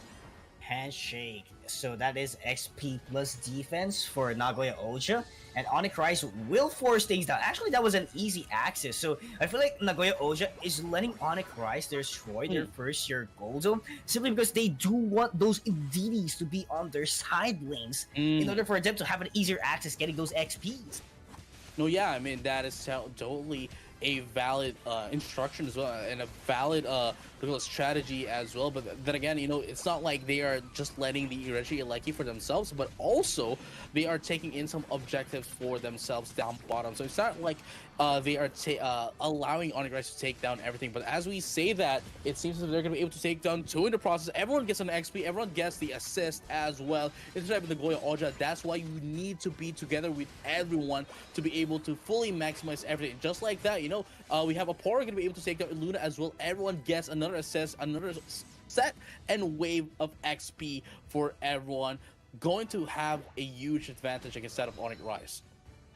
Just a powerful damage department from Nagoya Oja. I was not expecting Aporo to burst down, those Pokemon flying down into bottom path a while ago. But those power spikes that you get from your special ability, which is luck, is really working on Aporo's favor, and we want to see more of that. Especially the 25 seconds will get another major objective. So this can be a handshake. but I do feel like Onic is eyeing on buffs instead of scores. And here we have it. 151 is going to be the score of the game here for both of the teams, but it is Nagoya Oja that got 151 first. So if we ever end the game at 151, you know, Nagoya Oja is going to be the one that wins this. Because for those who doesn't know, if you tied in and score, whoever gets to the score first is going to be the one that's going to be considered to be the winner. But I don't think that's going to be the case here. But just in case, at least we now know what's going to happen here. Infinite Cyber into that of the Buzzwell.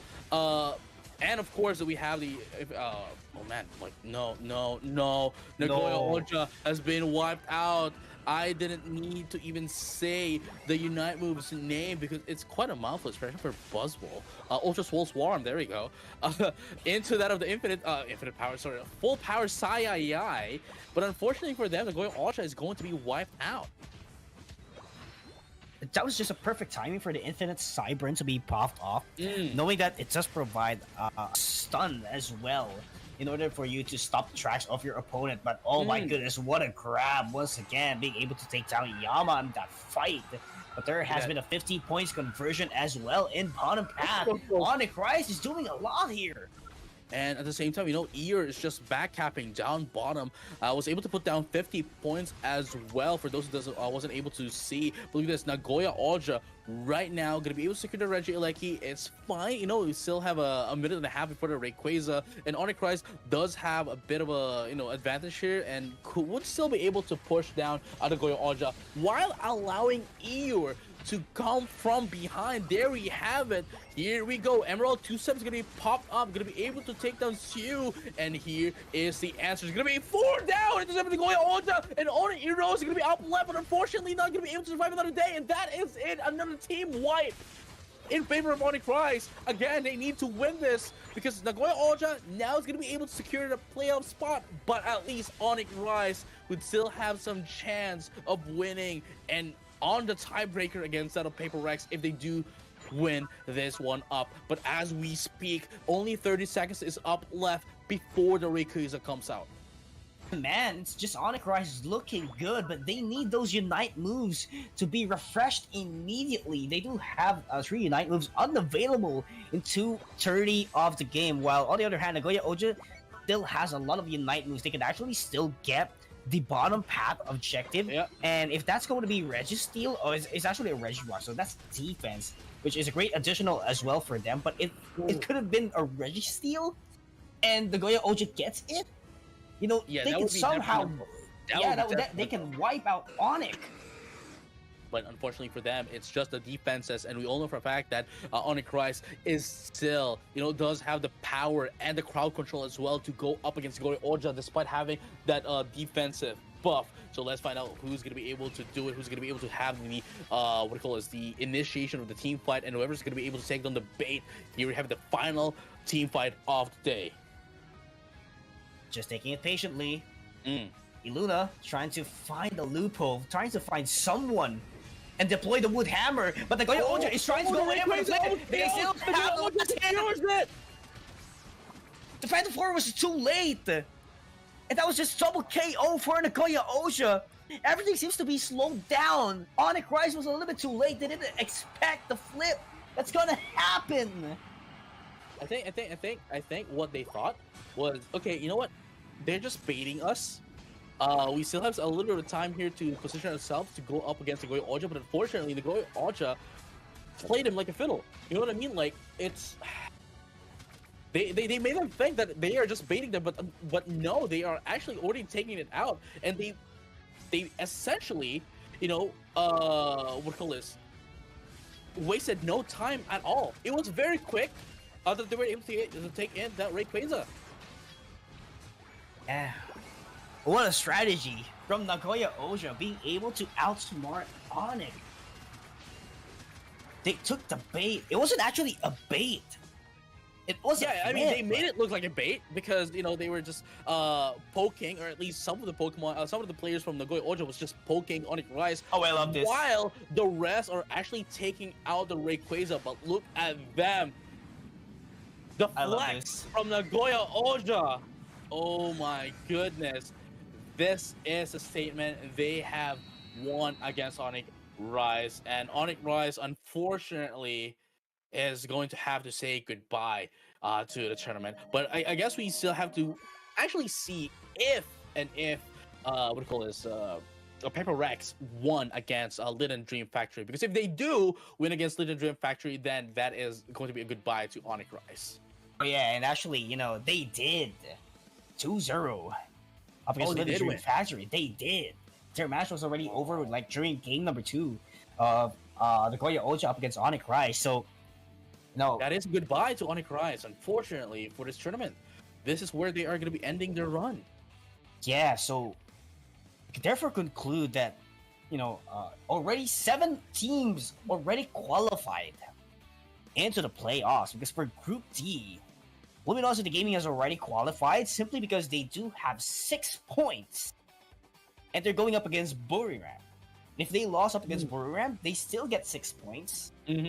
ZETA versus Talon, someone can get 5 points, not enough to catch up on those 6, but one of them wins, they get 7. So it's a matter of seeding. So Luminosity overall gets a spot already in the playoffs. So it's just ZETA or Talon who would get the last spot for the playoffs. Yeah, we still have to find. I mean, like even Alter Ego, I think they are currently on what do you call this? They're still on tie as well, so we still have to find out which one is going to be, proceeding over to the next match, proceeding over to the playoffs. But at the same time, we are not going to have Talon versus ZETA today, but instead we're going to have it tomorrow. So, there's still a lot of more matches to look forward for tomorrow, just like Group D, ZETA and Talon. But at the same time, immediately after that, we're going to be starting off the top 8 for the playoffs. Yeah, I'm just quite excited and I'm quite happy on the results that we get to see, at least for day number 1. And we still have more Pokemon battles we get to witness tomorrow. Again, we're going to be starting at 8 a.m. That is on Singaporean time. And of course, we do have 9 a.m. on Japan. So make sure, to set your alarms out there. Make sure to wake up as early as you can. And, just be prepared into the upcoming matches the PUACL still has. Yeah, I mean, it's been quite a long day. We are here for almost 14 hours now. At least the broadcast started at least almost 14 hours now, but we all know for a fact that everyone here has been awake more than 14 hours now, been waiting, and we saw the venue. It's still full. The venue is still full. So, have some rest, for today, because there's definitely going to be more Pokemon Night action tomorrow for the playoffs. Yeah, and let's do a little bit of a recap on what actually happened during day number 1. So, first matchup was Insomnia up against Fennel Esports on the main stage, wherein Fennel Esports actually did win up against Insomnia 2-1. And then for the sub-stage, it was Revenant XSpark winning up against Utopia 2-0. And for the second game, it was Fennel up against Alter Ego. Alter Ego did win 2-0. And for our sub-stage, we did have IGZIST versus Godlike Esports. IGZIST taking a victory. Nagoya Oja follows as well versus Paper Rex 2-0. Liten Dream Factory versus Onic Rise 0-2. And, many more. ZETA Division, Buriram 2-0. Insomnia and Revenant XSpark 2-1. Fennel and Godlike 2-0. Nagoya Oja and Liten Dream Factory 2-0 as well. ZETA Division and Luminosity 1-2. Insomnia and Utopia 2-0. Fennel and IGZIST 2-1. And Nagoya Oja 2-1 as well. Yeah, I mean, again, it has been quite a long day. We have had 13 games. 11 games. Yeah. Would have been 12, but we had would have been 12. But the 12th match for the group stages is going to be held tomorrow, as we have mentioned. So it's been quite a long day. We are just going to be, we're not going to have the interview anymore for for the last winner of the night. It's going to be, Nagoya Oja. But this time, though, again, as we have been saying, please tune in tomorrow. We still have an early day. We are going to be here at 8 a.m. Singaporean time, Malaysian time, Philippines time, or 7 a.m. Thailand time, Indonesian time, or 9 a.m. for Japanese time. So make sure to stay tuned, because we'll be here at all the time zones. So don't go anywhere. We'll be right back tomorrow for more Pokemon action only here at Pokemon Unite Asia Champions League 2025 Finals. My name is JJ, and with me is PKUs, and we'll be seeing you tomorrow. Peace out.